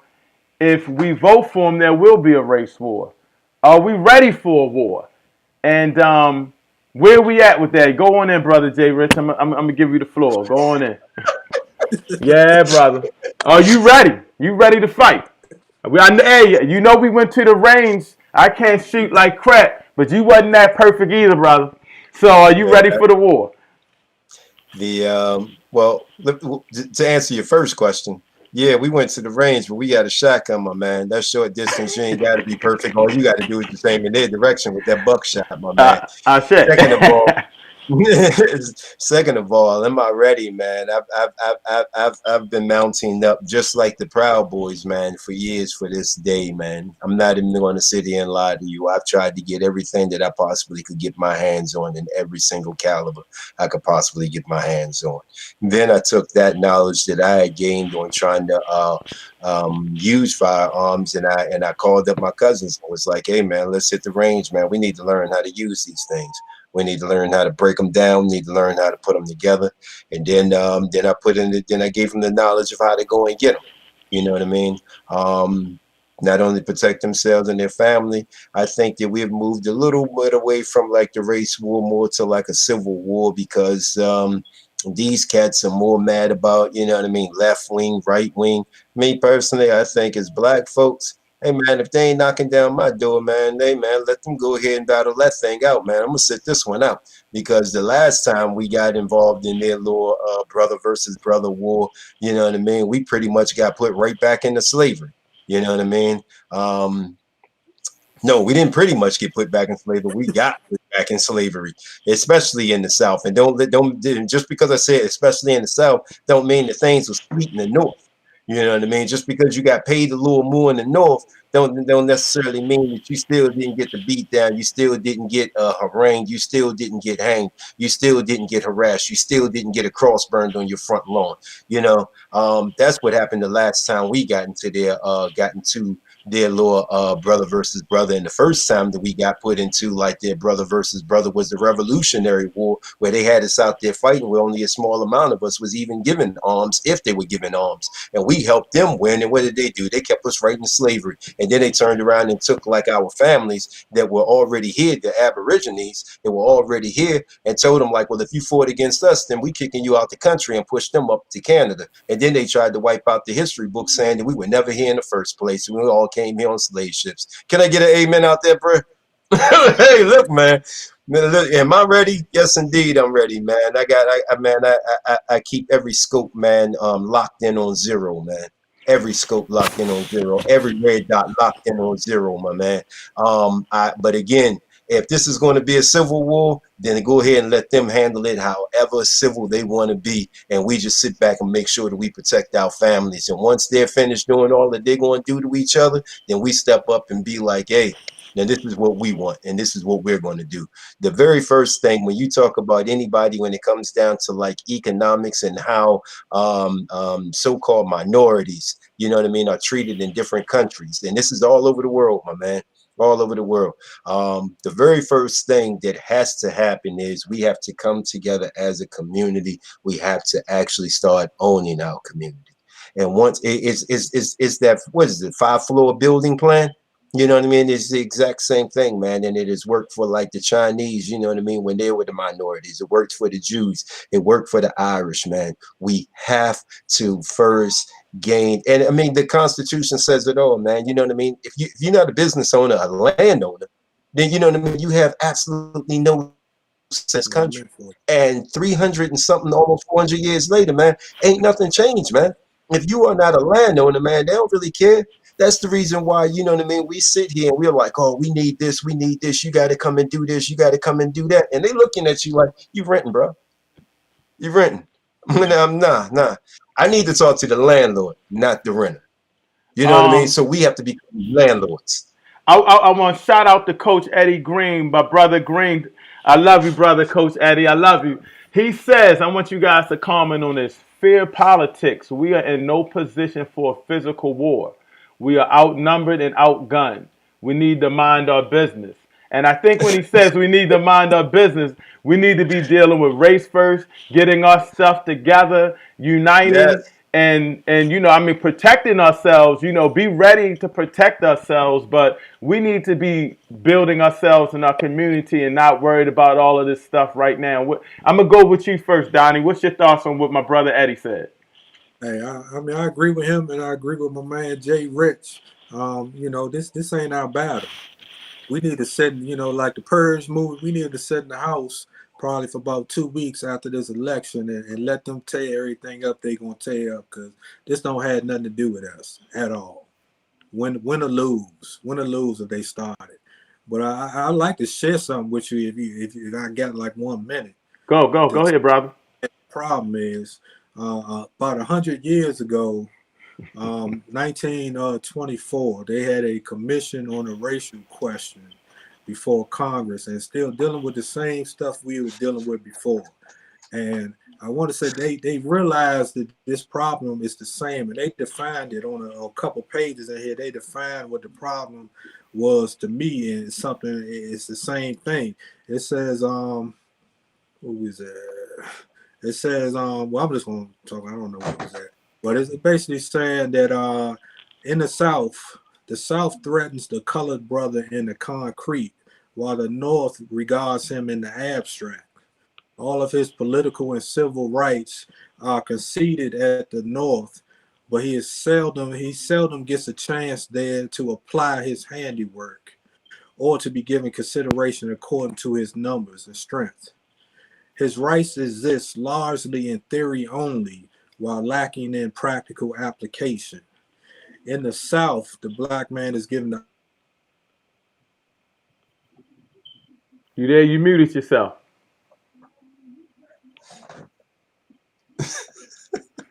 You was flowing too. Yeah. Try Yeah, going this up. was a doc. Yeah, Try this is a document written about 100 years ago, and it's still very pertinent Yeah, I want to hear what to he said. That sound today. powerful. That sound powerful. What he Yeah, was saying. when he comes back on, I guess he can finish. But what it's pretty much saying is that in the North, you know what I mean, that they sit down and talk to us, but our rights are only in theory. They're never right. actually practiced. You did though? Yeah, I'm back. And All that right, was the go ahead. most, you know when some truth coming over the internet, man, they cut that plug real quick. Say that again. though. You was flowing. I want everybody to hear what you was Yeah, saying. Go into that yeah, again. every time. What was that? His rights exist largely in theory only, while lacking in practical application. In the South, the black man is given an opportunity to earn a living, while in the North, he is given a chance to spend it. But it goes on, but that's pretty much the end of the gist of what it's talking about. I mean, and this was 100 years ago. They once again coming to the table, this time on Congress, trying to get a committee together to try to look at the racial problem in America. And they defined it, they realize what it is, and they still ain't fixed it. So every 4 years since then, we've been voting Democratic, and we've been coming to the polls every time with good faith, just asking to be treated like human beings, and we still in the same situation. Matter of fact, we ain't in the same situation. I believe they say the needle hasn't moved an inch since then, but I think we're in a worse situation. They openly killing us on camera and getting away with it. I think the one officer, George Floyd, they just let him out and dropped the charges on it. They outwardly saying that they don't care nothing about us, and we worrying about Biden or is he worse than Trump? And the whole system is set up against us not to give us justice. So until we stand up and start fighting, maybe that's why they don't respect it, because we don't stand up and fight for justice and for what we want. The other races, they get together, they got all types of committee and organizations just set up for different groups to make sure that their voice is heard when they pass laws, when they do legislation. What we get rappers, and we get what's my judge what Judge O'Brien called them? But we get rappers and the worst of the worst of these sellouts that took their bag so they can sell out our whole race and destroy the minds of our children. We get them as the face in the front with no substance behind it. I'm glad you So said that. Not to cut you off. I wanted to go here next. 50 Cent said he's voting for Trump. He likes his tax plan. Now 50 Cent isn't in our tax bracket. that's a Um, valid. he's not in our tax bracket. Is he right on saying vote for Trump because of the tax plan? And is he ignoring the painful things that Trump has said and the division that he's put into this country. And I want to go into that a little bit, as we do say that, I know you guys have mentioned not to vote for either at some point, look at other options and stuff like that. Talk about that. Should you promote him, because he is very divisive in the words he says that could be painful to this country, even though we all know that the country is divisive. When you out front like that, when you have people saying racial war, civil war, if he's not elected, when he's saying stand down but stand by, or whatever the word, he didn't say stand down, stand by, or something like that. I'm gonna go to you first, brother JRICH. Do you think 50 Cent just took a bag, brother? And or is he on point with it? Listen, And, man, like let's be honest. Some people will vote the way because that's what benefits them, and I can't knock them for it. Do I agree with him? No, but I understand. At least he has a reason. But would I vote for Trump for taxes? You know what I mean? So I can pay less in taxes while he's yelling out "Liberate Michigan." You know what I mean? And he's trying to clown the governor of Michigan and blaming her for her own, you know what I mean, for being kidnapped, or almost, you know what I mean, for like an attempt to kidnap. This is the same guy, you know what I mean, that after like the Charlottesville thing in Virginia saying that they're going to shut down, he's like, liberate Virginia. I mean, listen to like these words that he's saying, man, because these cats, man, are like, we're just waiting on the word. We're just waiting on Donald to say, you know what I mean, you got the green light. And he stands there and he says, liberate this place. Liberate this place. Liberate this place. Stand down and wait, you know what I mean? He sees somebody in the crowd, you know what I mean, black face in the crowd. And what does he say? You know what I mean? Punch him, smash him, get him out of here. You know what I mean? Then do whatever it is you want to him. And for him to come out and be like, yeah, I'm voting for him because I like the tax plan. Do I think that he took the bag? I mean, yeah, I mean, 50 got the bag. 50 got bags. You know what I mean? But you know the way the backlash. You know what I mean? 50. I don't watch Power, so I don't really care. I don't buy, you know what I mean, vitamin water, so I don't really care. I don't buy 50 Cent movies. I don't buy 50 Cent music. I don't stream 50 Cent on any device that I have. So, you know what I mean? If you really want to get at 50, stop watching the shows, man. Stop supporting them. Stop supporting people that don't support us. So if I could get back to like when you was asking about like the whole Kamala Harris thing, people forget that Obama said the exact same thing. He's like, I'm not a black president. I am the president. Whereas when they were running for office, I forgot it was a Hispanic dude. I think down in Florida, he was running. He was like, oh, nah, I am going to be a Hispanic president. I'm going to look out for my people. And me and my uncle was sitting back looking at each other like, why this dude couldn't say that? Because there's an underlying thing, man, that goes on in America. You know what I mean? That they call systemic racism. No matter what, we don't care who it is that comes here, who it is that prospers, as long as it's not these people. That's the thing. So you're not going to find anybody. You're not going to find like a black politician that's going to step up there and say, I'm going to do something for my people. You're not going to find that. And if you do find it, I guarantee you do probably won't get elected. I want to add, I'm glad you went into that because, a lot of people take it real personal when you talk about Barack Obama. And I'm pretty clear on my point. I think, and I go to the movie The Butler. I don't know if you saw the movie The Butler. You guys saw that movie? When the butler's son was talking to Martin Luther King, and he was like, so what's your father do for a living? And he said, man, my father's a butler. And he was like, hey, brother, don't be ashamed of the butler. The butler is symbolism. He showed that a black man could be respectful and, stuff like that. And we needed that. I think we needed Barack Obama to show that a black man could do the job, be professional, be elegant, and I give that brother a lot of respect for that. He went in there and he had a tough job. I don't like when people say he didn't do anything for black people without looking at that. But at the same time, we need more than symbolism. He went in there with symbolism. Now we need a brother saying, hey man, I'm about to, we about to get it in. I'm for my people. I'm walking the street. We need a sure enough person that's going to push for black people. What do you feel when a lot of people say, I go with you first, Donnie. What do you feel when a lot of people say Barack Obama didn't do anything for black people? Um, I mean, in retrospect, I mean, I did kind of feel that way, but what I like what you said, the greatest thing that Obama did for the world is to show that in America, in this, this capitalist, aka white supremacy country, that somebody black can hold that office.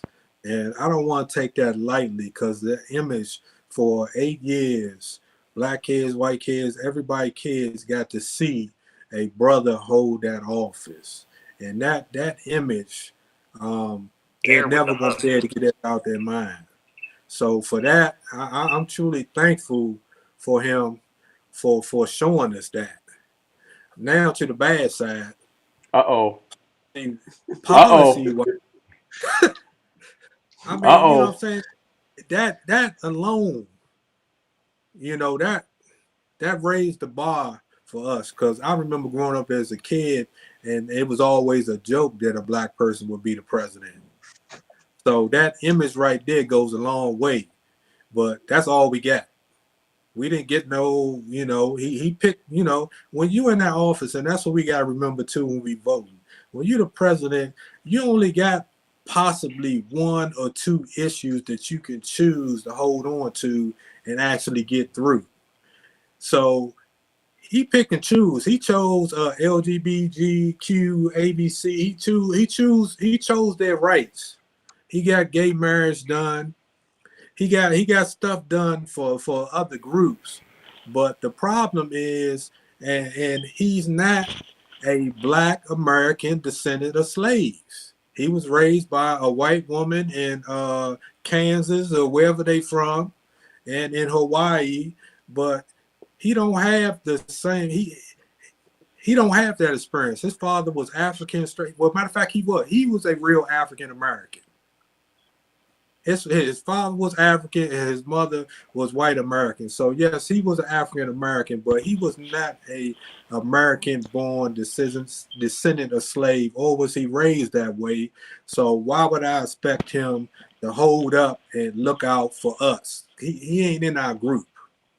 His image was the best thing he could do, and I'm giving him a pass for that, because I really want to throw some gut shots, because under his administration, more people died. We was out there protesting when that happened, and on his watch as the first black president, he didn't move the needle -0 against police murder and brutality, and he was the number 1 man. It was his watch. So he dropped the ball, so I can't respect his position in that. Now I get what he chose. He went for Obamacare and he went for gay rights, but he forgot about black people. Love to do. I think he was a great example of swag as a man, and showing respectable. He had a wonderful family, and I think all them images was necessary. But in retrospect, substance, he was lacking when it came to us. So that's one thing I do love about Ice Cube and his plan and what he's saying. It's about, I ain't talking about minorities. I'm talking about black American descendants of slaves. And it need to be a circle box drawn around that. And anybody outside that, I wish you the best, and I hope you get everything you deserve. But we the ones that this country on our backs was created. So until they fix that problem, we're going to continue to be in this same spot no matter who the president is. Sister Selena, call in. It's only 2 people on the line. Sorry, y'all. I just hung up on it. There's nobody on the line if you want to call back in real quick before I end the call out. My bad. I'll be forgetting to check the lines, and I have everybody on hold so long. So I promise if you call in right now, and I'll get you 877-944-8020. But call in. I know you shy, even though you did your interview with me. But if you want to call in real quick and just talk, and hang up. I just want to hear your point of view. You can do that real quick, and I'll look at the line if you would like to do that. Why if she decides to do that? I wanted to ask you guys about something that a lot of people are not talking about any longer. It seems is reparations. Do you think reparations, ask for reparations, is like asking for a handout? Again, I'm a Dr. Claude Anderson guy. He was talking about reparations and Powernomics years ago. So I understand what he meant about reparations. But a lot of people may say, I've heard them say, man, I'm not for reparations. I'm for us doing it ourselves and things of that nature. But I want everybody to understand that when we talk about reparations, we are talking about a lot of people get reparations. Reparations is meaning to repair a damage done that a government has done to a community or a culture or a country. The Indians and somewhat have got reparations. And here's something that Dr. Anderson, I heard him say that really messed me up. Slave owners got reparations. When they legalized slavery, and this is crazy, when they legalized slavery, they got reparations because by freeing the slaves, Lost it the hurt them. property. Yes, they got reparations. So he's saying that we could really rise if we got reparations. So what do you feel about when people say reparations is like asking for a handout we need to do for ourselves? You can go first, J. Rich. Reparations is absolutely positively needed. When you take into account, like you said, you know what I mean, Native Americans got some form of reparations. Slave owners got reparations. We put the Japanese in internment camps and they got reparations. We put Jews in internment camps and they still get, if you knew the amount of money that is sent to Israel because of reparations, not once, but every year under the last like 12, 20 presidents, something like that, since World War II, you would be pissed. And I think that the opinions that, oh, I don't think that we should get it, we should just go and work for ourselves, would quickly change if you knew the billions of dollars that get shipped from us, from your tax dollars, to building the deficit here so that we can help out a group that you know what I mean, that we didn't that didn't go through 400 years of slavery. A group that created almost every single thing that you look around and see. I mean, it is absolutely amazing when you start looking into the inventions that we have made and the patents that we were unable to get. And then Joe Blow just walks by and is like, hey, man, that's a pretty great invention. And he takes and gets a patent and he's making $1 million off it. So for all them families to be like, oh, I ain't have anything to do with slavery. No, you might not have had anything to do with slavery, but I guarantee you probably making money off that lawnmower still. That you know what I mean, that your great grandfather or uncle stole that patent, you probably making money off that light bulb that Latimer made. You probably still making money off that refrigeration. You probably still making money off these traffic lights. You making money off these cell phones. You making money off of all of these things that came from our minds, that came from our mathematics, that came from our ingenuity. Yes, I think that we need reparations, and we need it in billions and billions of dollars. We need it in land. We need it in gold. I want it in gold. Don't give me your dollar. Don't give me your dollar. Don't give me your euro. Give it to us in gold. Do we need reparations? Absolutely. They've stolen our patents. They've stolen our land. They've stolen our lives. They've stolen generations of our Hold on, people brother and J. Rich. killed them. I don't want to cut you off. We got a call, and I think it might be Sister Selena. I don't want to make her wait because I'll be forgetting the call lines. I told her to call in, and I forgot. So let me see if this is her or who we got. Three. Hold on, brother. 3735. Are you there? 373. Can you hear me? Yes. Can you turn your whatever you're listening to down?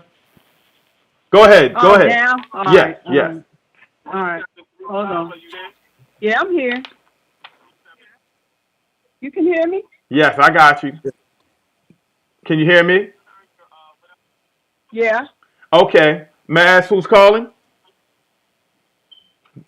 Selena Rich. Oh, okay, you got in. I'm sorry, I be forgetting about people been calling. I keep forgetting to check the call lines. I know they hanging up, but I almost forgot you. But go ahead, because I know you was making a point, and I wanted to make I love our sisters. I wanted to make sure they were heard before we end. And you're so powerful. And shout out to you. And I had your book Thank somewhere here. you. I make sure I pub it before we go. Um, Okay. go ahead, Sister Rex. Go talk to us. Well, I've been listening to the conversation and enjoying. Okay. All right. Yeah. I wanted to come in and listen because of the situation with the Ice Cube black uh, contract with Black America. You know where I stand because I've already made comments on it. So, I'm old school. I go back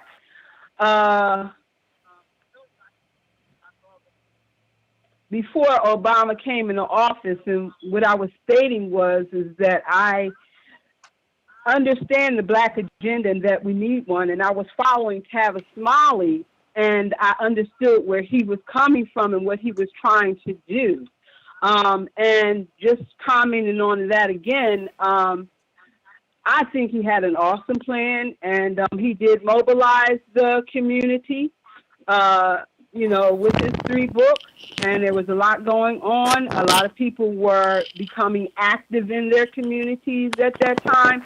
And, Obama came into office and that all went away. So that was one of the things I know that we're still talking about a black agenda. And we had that on the table back around in 2008, and it just went away.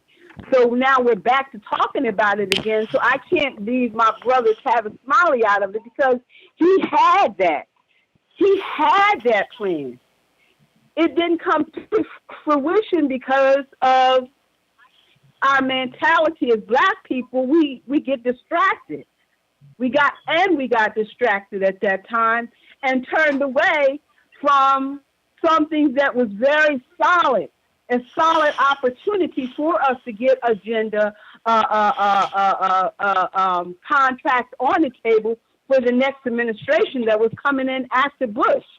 So a lot of people criticized him and for criticizing Obama, but we are now looking at the situation where Obama is now out of office and we're still at the bottom of the totem pole. So I am black. I want the best for black people. I love black people. Everything I do is for black people. The book you're holding up, I wrote for black people.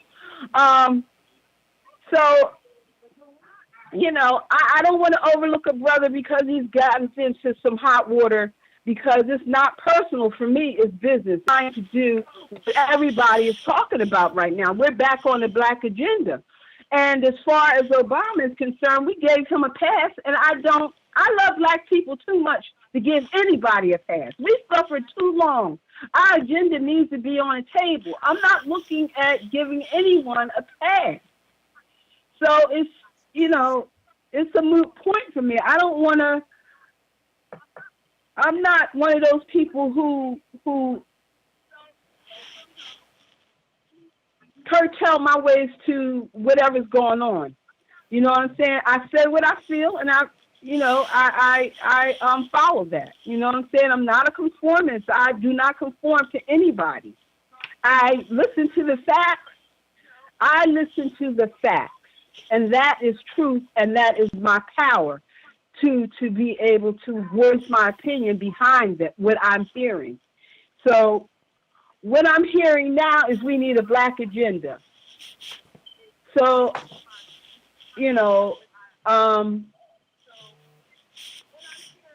I as far as Ice Cube is concerned, I think, I don't know, because he's not a political person. I know he's dealt with people who are educated in the field or whatever, but I just feel like we could have been planned out better. I think he was premature. I think he should have waited. I think he should have mobilized, came to the, I just, when I compare it to what Tavis Smiley did, I think he had a great plan. I mean, he went to the people. He did it for 10 years. He got the leaders together. He had people, the community. I mean, I cannot overlook that. When you talk about a black agenda and what we're talking about now, I cannot leave him out. I don't care whatever he's going through in his personal life. The fact is that man had a plan, and it was a solid plan. Okay, and that's really all I have to say about it. Can I ask you a question real I quick? hope that after this election that Black people will come together and someone will mobilize us enough, because it's going to take somebody. And it could be Ice Cube, maybe, it could be him, but it has to be somebody. Somebody has to step up and mobilize us and work within the community and lead us so we're able to come to administration and be able to present a plan, and then be able to back that up with something, if they don't do something. So, I'm just not one of those people who like to talk. I'm all about solutions. So I always look at the solution. And I don't like to talk about problems. I want to know if there's a problem, what is the solution? Let's fix this. We've been doing this for years and trying to, people been saying this and saying that, and, but nothing ever really gets done. And I think we're at a time right now where this needs to finally get done. And that's all I have to say. Before you go, Sister Selena, Brother JRICH wanted to ask you a question, but I wanted you to just let people know where they can get your book, the blueprint, the roadmap to better credit. Can you just let them know where they can get your book real quick? My book is currently selling on Amazon. Word. Now go ahead, bro. Before you go, Sister Selena, Brother JRICH wanted to ask you a question. Like too many times, with Brother Ricky Smiley, Robert Johnson also had a plan that he had put forth, a black agenda. Marcus Garvey came up with a plan for a black agenda. And like you said, too many times, anytime that there's a black agenda, it is constantly pushed to the side. It's overlooked, it's ignored. You know what I mean? Even if somebody sits down and says, "Oh yeah, I'll take a look at it. Let's look it over," so on and so forth. But when it's time to actually start implementing and doing like action, all of a sudden these plans disappear. They absolutely disappear. And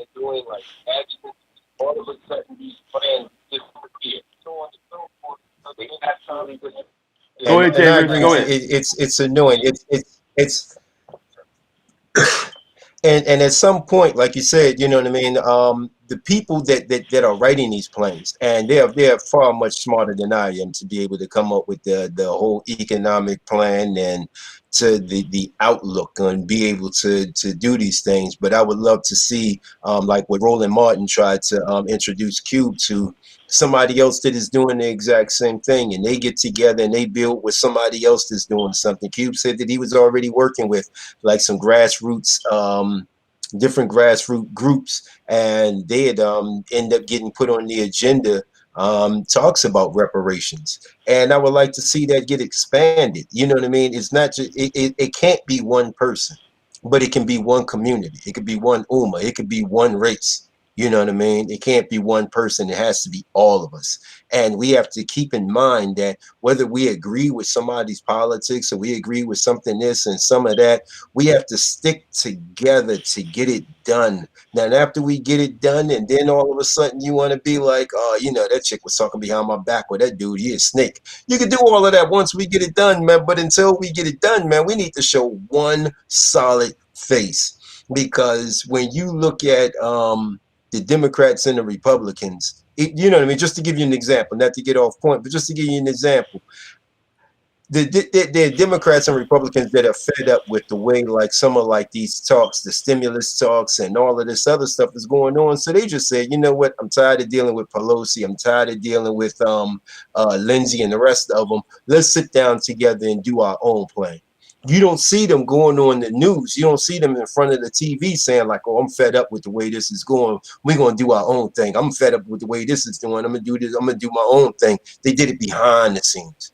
They did it without saying anything to anybody. They just went on and hooked up and connected. That's the type of thing that we need to come together and do. Like, yeah, we got issues with each other. Every race has issues within their race. We got problems with each other. Yeah, every race has problems with each other. But what we need to do is show one strong face, one strong front. So whether it came from Smiley, whether it came from Cube, whether it comes from the urban society, it comes from whoever, we all need to rally behind that group and get, you know what I mean, get our people in line to be like, listen, man, we got to take this to City Hall.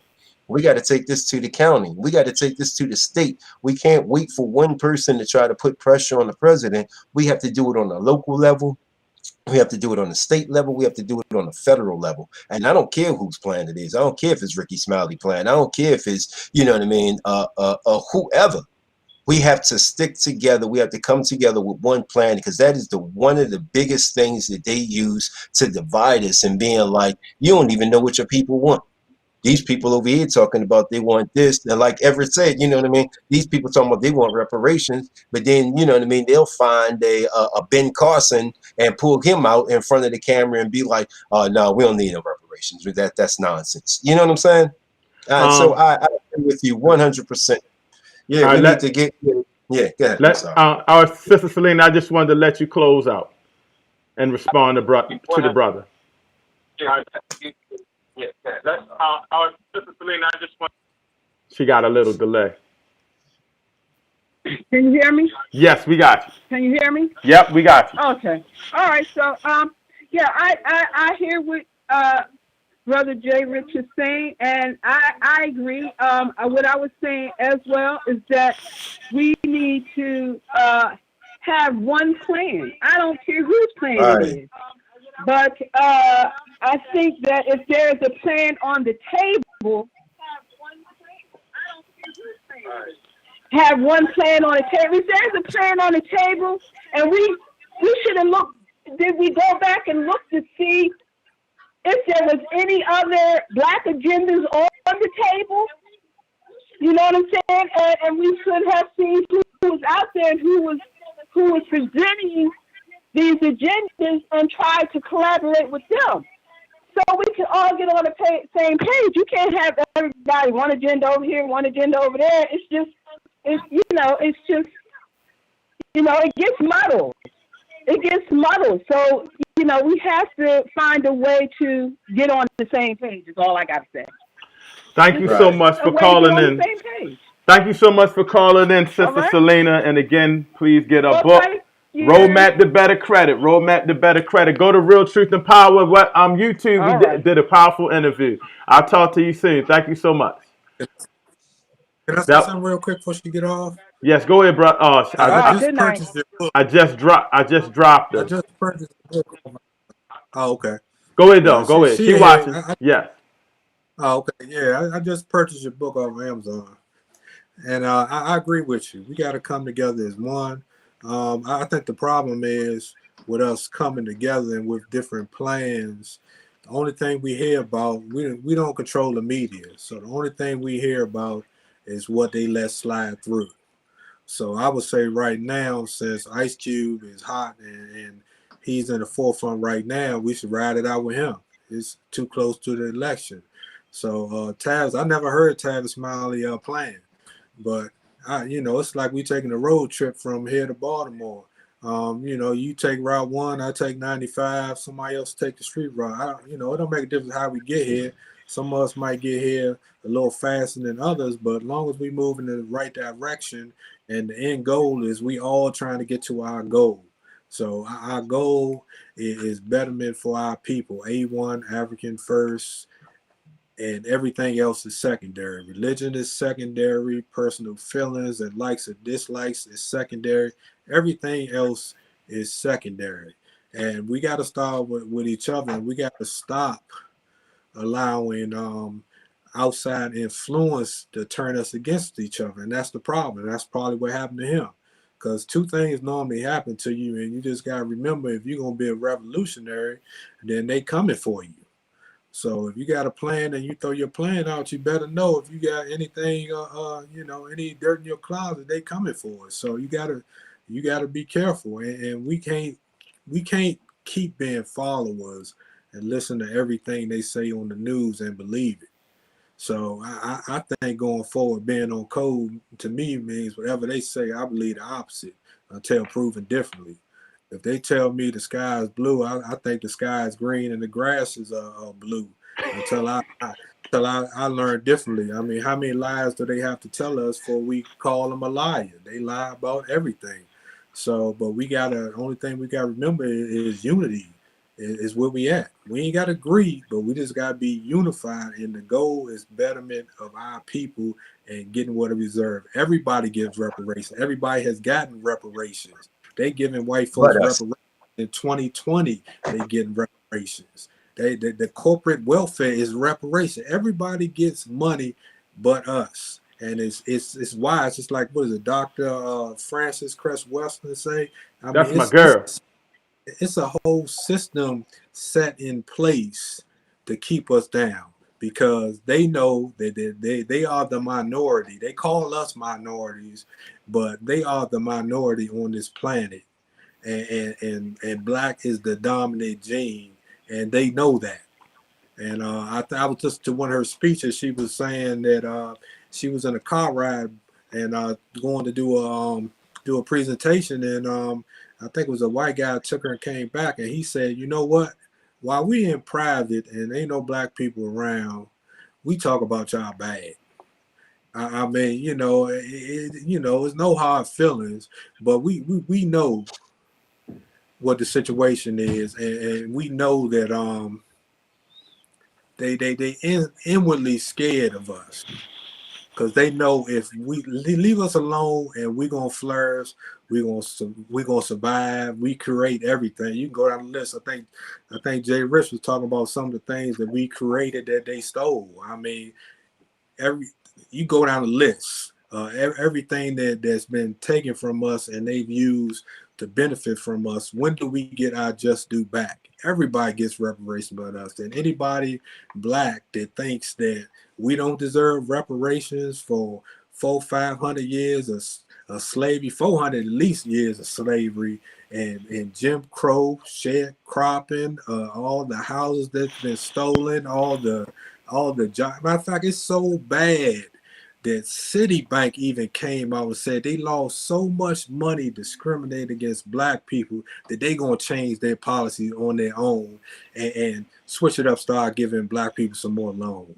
So it's bad when the people have been making money since slavery realized they discriminated us, and we in a country where the government can't even agree that they need to take better care of us. They don't even think of us enough as a citizen. They couldn't even pass a not lynching law in America. Like, Yeah. I mean, are you That's serious? crazy. In America, all the lynching that's been going on, you know what I'm saying?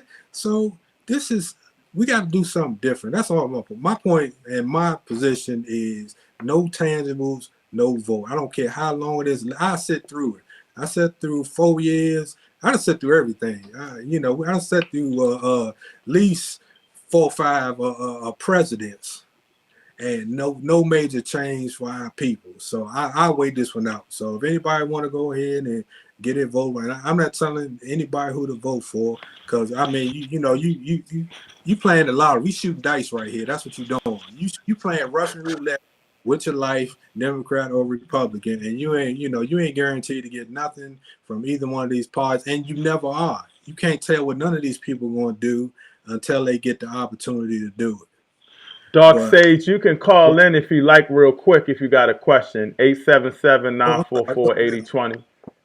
She said, I have an Can I interesting political question for you guys. I live in Australia. Oh, wow. We got a person from Australia. So I am not as well versed in American politics, but I do keep up with it. If you would like to call in real quick, 877-944-8020. And we can get you on real quick and you can ask your question. Um, Go ahead real quick, Brother J. Rich. One of the things that Don was talking about. It's funny because when Trump announced his platinum plan, he revealed, Trump, when you actually pay attention to what he's saying, whether you think that he's lying or not, you know what I mean? You should pay attention to what he's saying because he reveals a lot of stuff. You know what I mean? Whether he, is dry snitching when he does it or what. I don't know if he does it on purpose or he's just one of these people that just says whatever comes, whatever comes out of his mouth comes out of his mouth. When going back to like your Citibank thing, he said that, not only would he give like the 500 billion dollars, for like the black community, he was like he will open up districts, that have been cut off to them. And my thing is like, so, you already know that we are still being discriminated against in certain sectors. You already know that we're being discriminated against, when it comes down to certain things or whatever, because you have lunch with these people, you go off with the CEOs of these banks. Hold so on, Brother J. Rich. I'm sorry to cut you off, but I'll be missing these calls and people be hanging up. So 5299. 5299, I'm going with you right now. It's going to be a little delay. And then I see your question and I'll put that up, Dark Sage. But 5299, are you there? Greetings, family, and I'm enjoying the discussion in the program. And I just wanted to ask the guests if they believe that our solution is in our own hands. That means it depends upon what we do as African people, because reparations are an issue that we face is a numbers issue. And I heard the guest saying that we got to unite. Has anybody ever thought about let's build a unification, one brother, one sister at a time, till we get the numbers that we need to become successful in reparations and all the other issues that we face? That was my question to the guests. And this isn't Dark Sage, is it? No, this is Ross Marvin. Oh, Brother Ross. Oh, shout out to the Collective Black People Movement. I should have known your voice. Oh, my goodness. This is my spiritual advisor right here. So we got to get it in. Thank you so much for calling, Brother Ross. You want to hold on and while we talk and respond to the brothers? Yes, I'll be here. Okay, hold on. You can flow while they talking. Go ahead, Brother J. Rich. I think that that is absolutely critical that we unite. One of the biggest problems that we're facing in uniting openly is that. Hold on. I got that. Go ahead. Is that we are constantly we are infiltrated more and broken up and divided more than any other group. Anytime when black people start talking about unity, and any person that tries to bring unity within our community is quickly backlashed against. He's like Donnie said, the moment you put yourself out there saying that you want to unify the black race, every single thing that you've ever done in your life is going to come to light. Every single thing that anybody in your family or that you've been associated with is going to come to light. Not only is it going to come to light, the first chance they get to kill you, they're going to kill you. The first chance they get to infiltrate you and start turning your people against you, that's exactly what they do.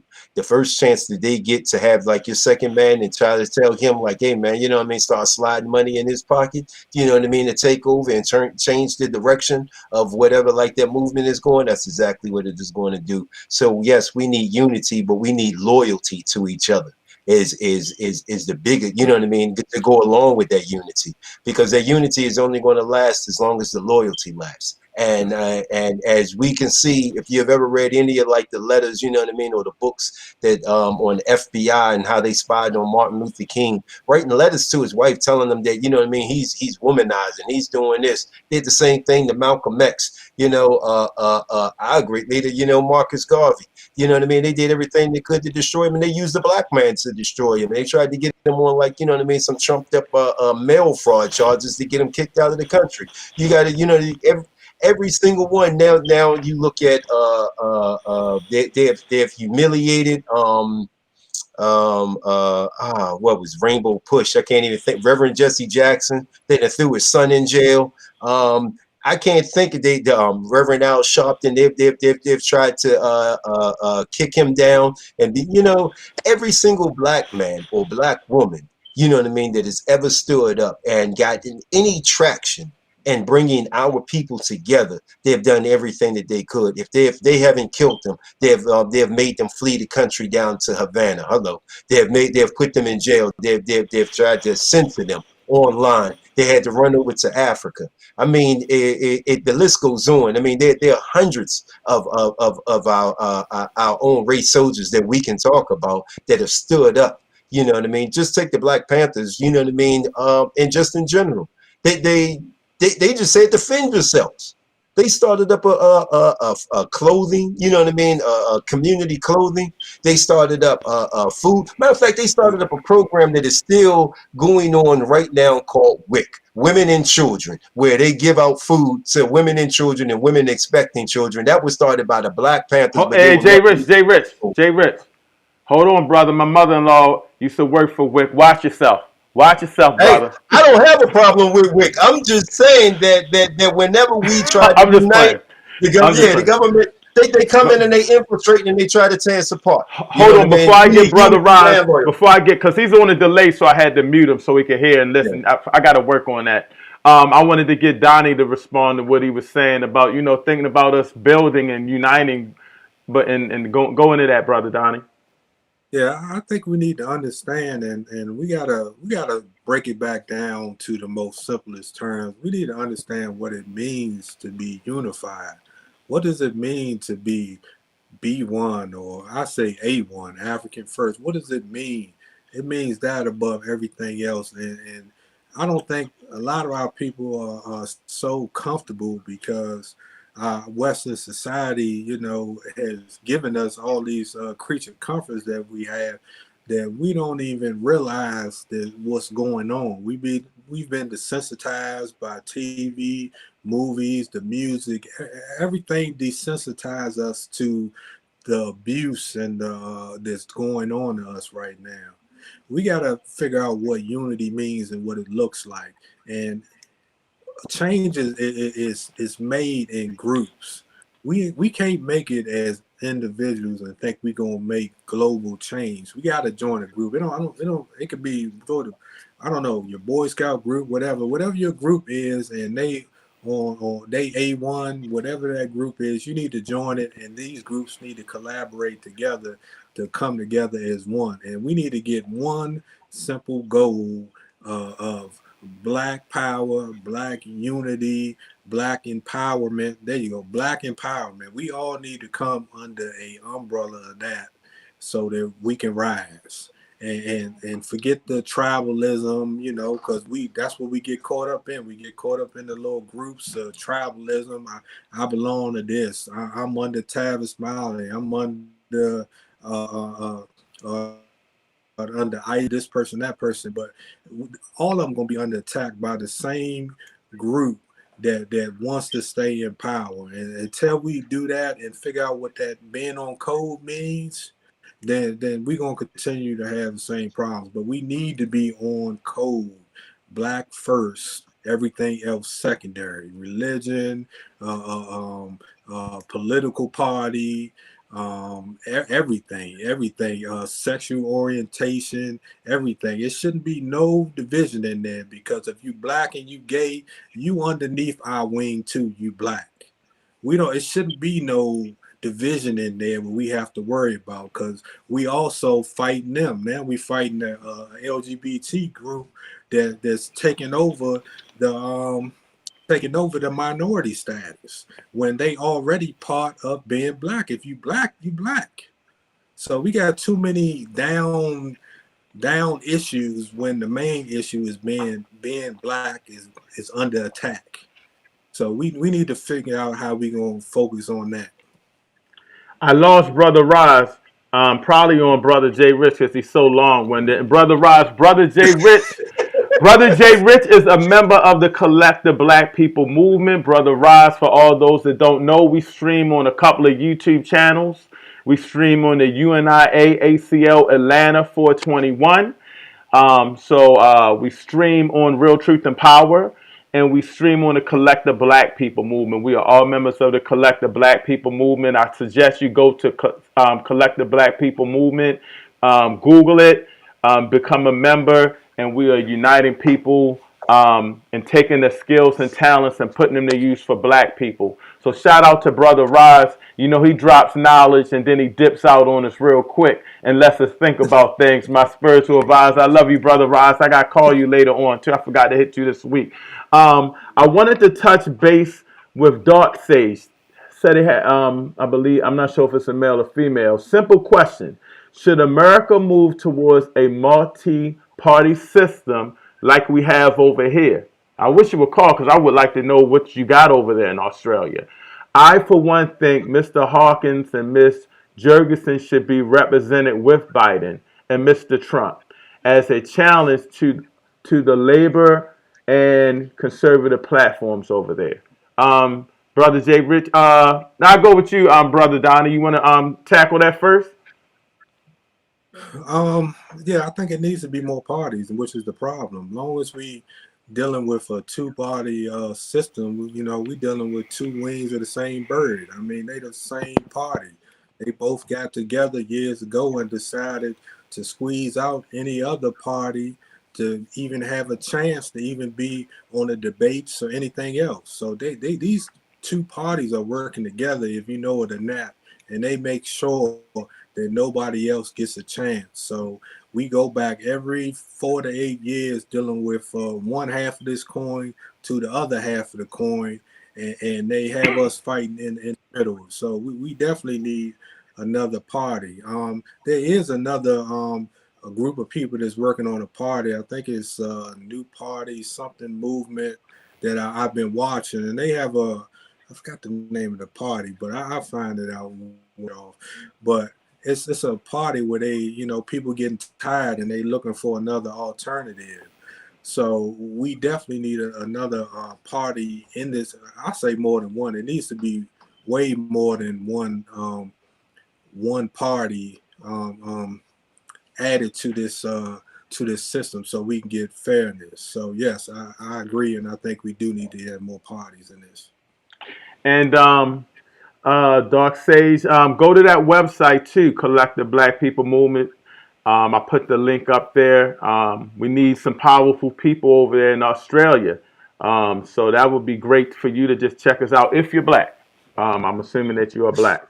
I didn't think of that, but I'm assuming that you are black.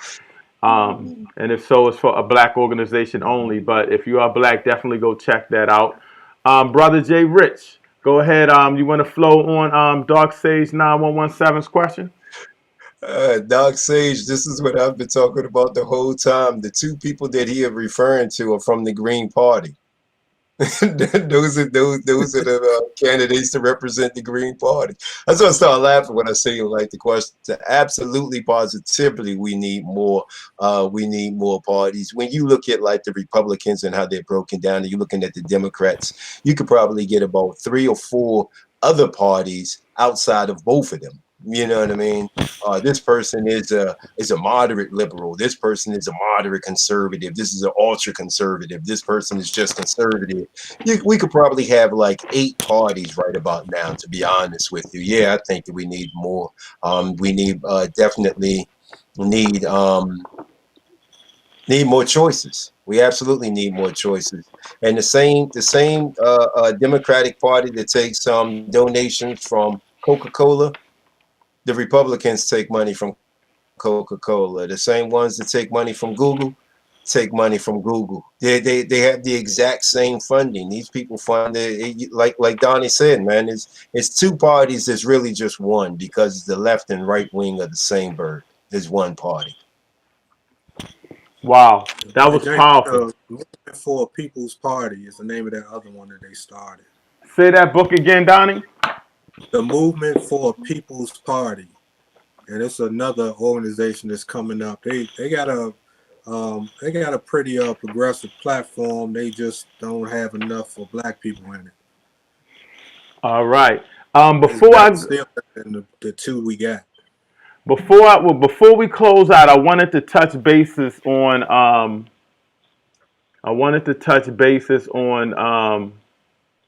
one more thing. And for those that know, I always talk about Powernomics. Here's the book by Dr. Claude Anderson. Please go out and get that book. But I'm also reading another book by him. It's called The Black History Reader, 101 Questions You Never Thought to Ask by Dr. Claude Anderson. And in this book, I wanted to ask you guys something. He has a chart. And in the chart, it talks about how the social gap has closed for black people, meaning that it's getting worse. It's getting worse. And he has a chart. I don't know if you guys can see it in this chart, but in the chart he shows that Asian people, non-Hispanic whites, Hispanics, any other race that have come over here, Chinese, have come over here from 1967 to 2014. Their overall wealth has multiplied. The average blacks are 35,000 a year. Hispanics have passed blacks and are 42,000. Non-Hispanic whites is 60,000, and the Asian community is 74,000. So I want to ask you, brothers, real quick. What's going on with that? People are coming over here as immigrants, and we're not even immigrants, and they're doing better than us now. What we need to do to change that? I'll start with you, brother JRICH. You should finish with him. I've listened. All right, I'll keep it quick. I've watched a lot of his videos. Unfortunately, I've not read any of his books, but I am reading a book called Wealth, Poverty, and Politics by another economist, Thomas Sowell.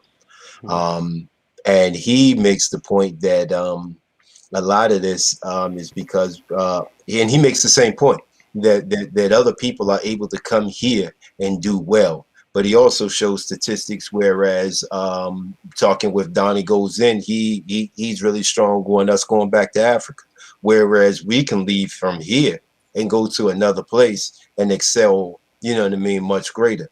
One of the biggest things that the Asians have going for them is that the Asians have their own financial foundation here.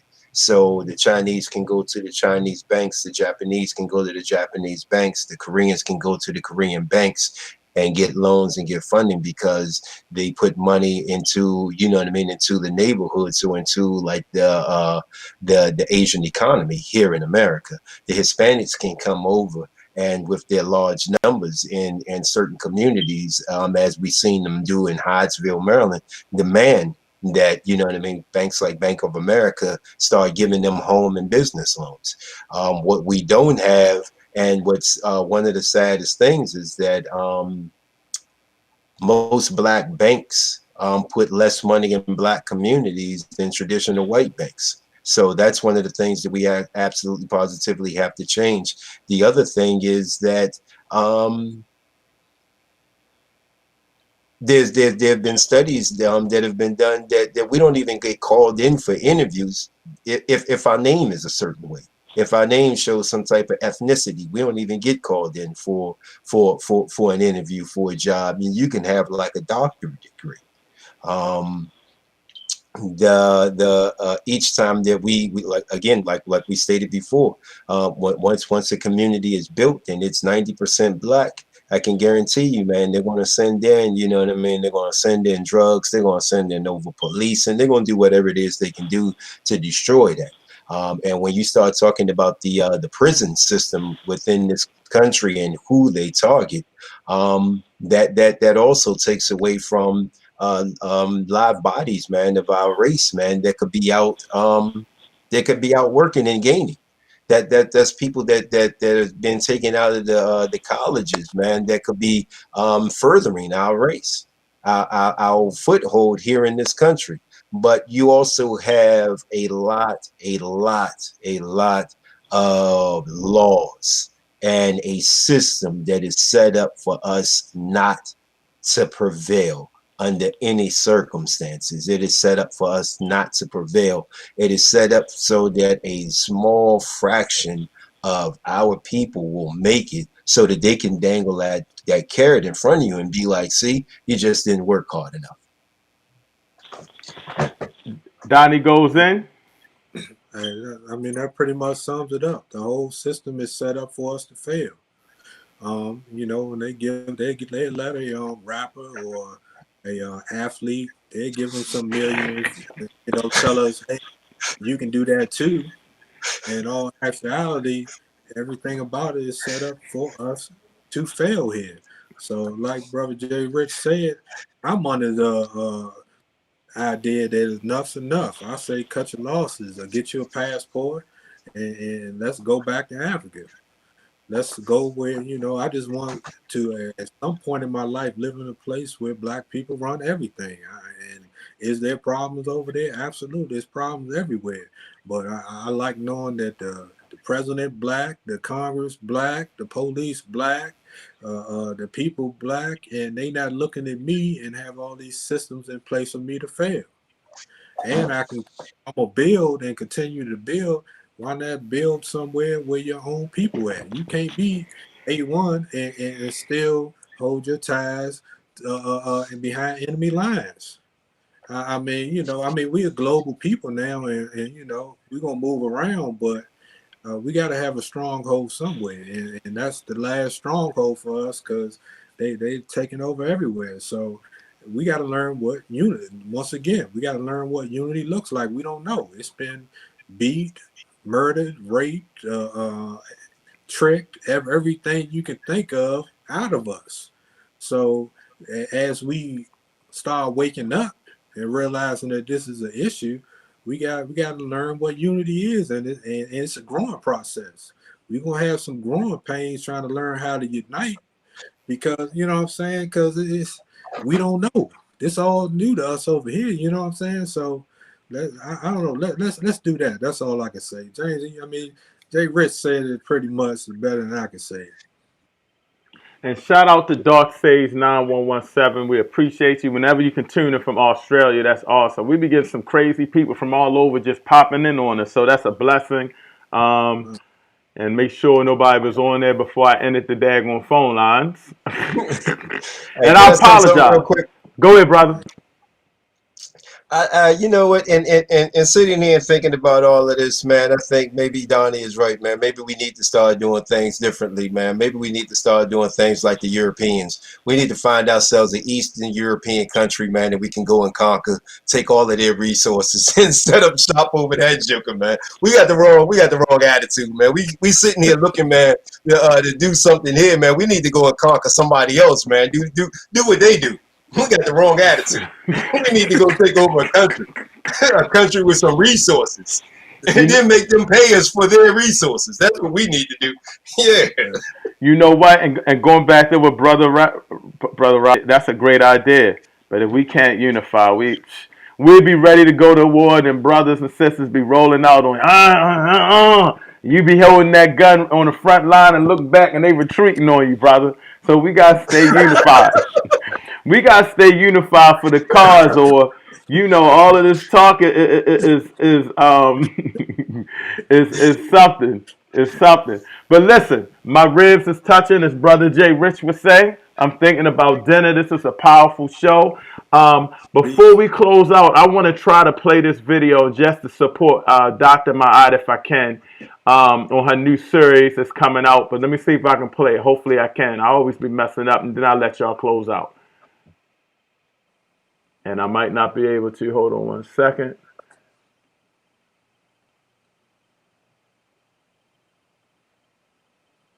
And I might have got rid of it. Ain't that something? So I promised Dr. Ma'at I will get to it on the next one.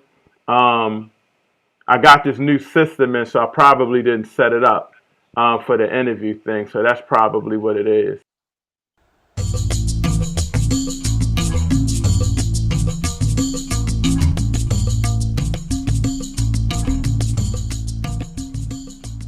In order to have a future, This is Sister you Tammy. have to know your past.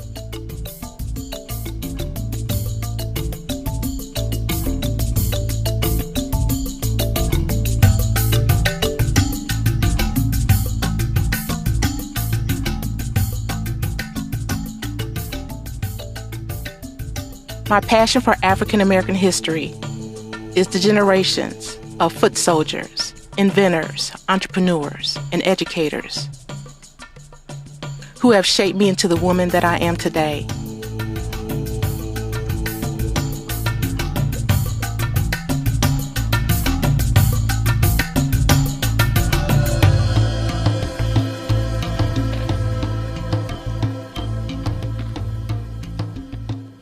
From the motherland to my beautiful city, Chicago, and around the world, as a travel historian, it's my obligation to honor and educate about the contributions of African Americans who have built this country.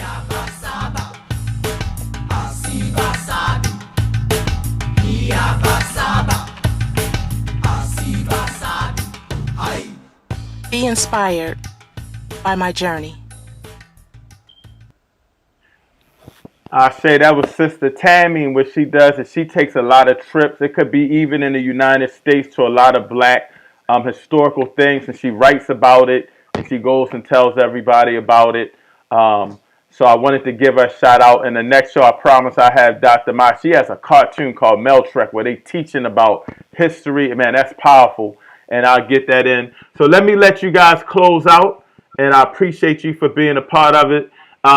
Maybe next time we get you and your brother Donnie, because I think that's just, you guys seem a little opposite, and that's going to be hilarious. I can tell. But let me let you go first, and JRICH, we trying to eat. You go second. Sister Selena, she's still hanging with it. She said, "I love long-winded people when they're speaking truth to power." My man JRICH, but go ahead first, Donnie, and then I get JRICH to close out. I just want to say thank you, brother, for letting me on your show. My name is Donnie. My YouTube channel is Donnie Goes In. Donnie Goes In on all social media. I think to keep it short and simple, the problem and the solution is the same thing: unity. Lack of unity, and what we need is unity. So, whatever shape, form that is, we need to come on code and we really need to think about and come to grips what it means to be A1 African first. And when we think about that and we come to code with that, it doesn't make a difference what your religion is, what your sexual preference is, what your political party is. None of that stuff matters when it comes to A first. It matters that whatever your decision is and whatever your platform is it taking into account that we matter first? And it's not a racist thing, and I don't want nobody who's watching thinking that, I'm a racist, but it's a racial pride thing. Well, maybe it is a racial thing when you talk about what it means to actually be racist, being in a supporter. So maybe it is in that form of it, but we need to come together as one, and what we're missing is some self-love. We're missing unity, and that's what's going to get us through. And those that can go before this election cycle comes, be prepared. Get strapped up, get your concealed carry permits, get your food, water, and supplies in the house, and be prepared to sit in the house for a week or two like the purge, and let them fight this fight, because this ain't got nothing to do with us. We're gonna be good. We done came through far worse than this. So, you know, like I say, your man Trump might want to be a slave owner, but we lived through precedent that was actual slave owners. So we can make it through this. So peace, power, and unity, family. All right, that's how brother Donnie Goes In. Check out his YouTube. I didn't even know you had a YouTube, Donnie Goes In. Y'all And inspired me. by the way, brother Jay Rich, don't be telling people I'm awful in the gun range. Keep that between us, brother. Come on, brother. All right, brother Jay Rich, go ahead, close out. Race first, man, and Race stay on first. code. Race first, man. Stay on code. Race first, stay on code. Race first, stay on code. We already have a plan. We just need to unify, man, and stick together long enough to see this plan through. We can't fall, you know what I mean, fall short. Like I say all the time on here, man, it took 9 years of protesting, man, to get any civil rights laws passed. 9 years. So in the next few months over, or the next couple of, you know what I mean, over whoever the next administration is, they're probably not going to sign anything. But as long as we stick together and not bash each other openly, you got something negative to say about somebody, man, you call them up and tell them face to face. Other than that, man, we got to put on the same face, the same front. But it's our responsibility when these brothers put forth, no matter who it is, when our people put forth a plan, it is our absolute duty to sit down and read that plan, go over that plan with your family members, go over that plan with your friends, and then the biggest thing that you can possibly do is take that plan to City Hall and see who's willing to implement that plan, and then you know who to vote for and who not to vote for. Get them clowns up out of there. If they not race first and they not looking for an agenda, even if they not race first, but they not looking to do a black agenda and put anything, you know what I mean, have a black agenda as a part of the part of their discussions, as a part of the laws that they're part of the tax dollars that we pay. If they're not a part of that, if that's not a part of their plan, then they shouldn't be a part of like your plan to govern over you. We have to we quickly forget that these politicians, that we have a republic, and these politicians are supposed to be a representation of us. They work for us. We don't work for them. They don't tell us what the agenda is. We tell them what the agenda is. And somewhere that got lost. And I'm looking forward to hitting the White Marsh, hitting this range. I got a couple of ARs, man, for us to go out there, man. I got a couple of Glocks for us to hit it up. And man, we're gonna do the thing, man. All right. Thank yourself. All right, man. I appreciate y'all. Appreciate y'all. And let me close out. And just to let everybody know that, let me go here. Just to let everybody know, I believe Sunday we're going to have a show, and we'll be giving away something. I think we're going to be talking to brother Malachi Ross. I hope I pronounced his name right. We're going to try to push for Sunday about 3:30, I believe. So if you guys can tune in, we'll be giving away a prize. And you know how we do. We stream the different channels, so it's only right that we give a prize to every channel that we stream. You know, that'd be real important. I just wanted to let you know. Oh, before I close out, though, brother Jay Rich, Donnie Goes In mentioned his show. I mean, his YouTube channel. I want you to get in and just talk about your YouTube channel real quick, Jay Rich. And just tell the people about it so we can promote it real quick. Seriously Joking on YouTube, on Facebook. I think we're on a couple other little things. I can't think of them all right now, but Seriously Joking. Me and my man NUBE won. Seriously Joking. All right, man. I want to thank you. That was Donnie Goes In. Brother Jay Rich. We had a good show tonight. The show's been going on. So I'm really proud. It takes some time off, man. It's been a little rough, but I'm blessed. I have a brand new granddaughter, baby girl Zora. So I just want to kick her shout out. She's precious. And it's always a humbling feeling whenever we have a new child into the family. So I want to give her a shout out, and all the grandkids as well. You know what I mean? Amara, Denver, and Mimi. Shout out to all of y'all. And we out of here, man. Peace and black power. Race first. and let's just unite. Let's make it happen. I'm out of here. Let me close out with one thing, and I just got to say, and I just want to make sure we all know that we just got to unite. We got to stay focused, and real truth and power, health, wealth, knowledge yourself.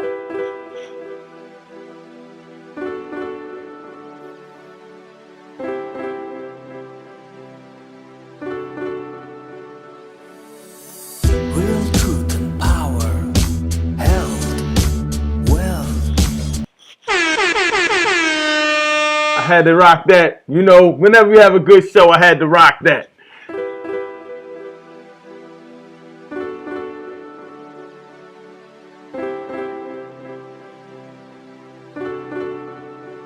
Hotel.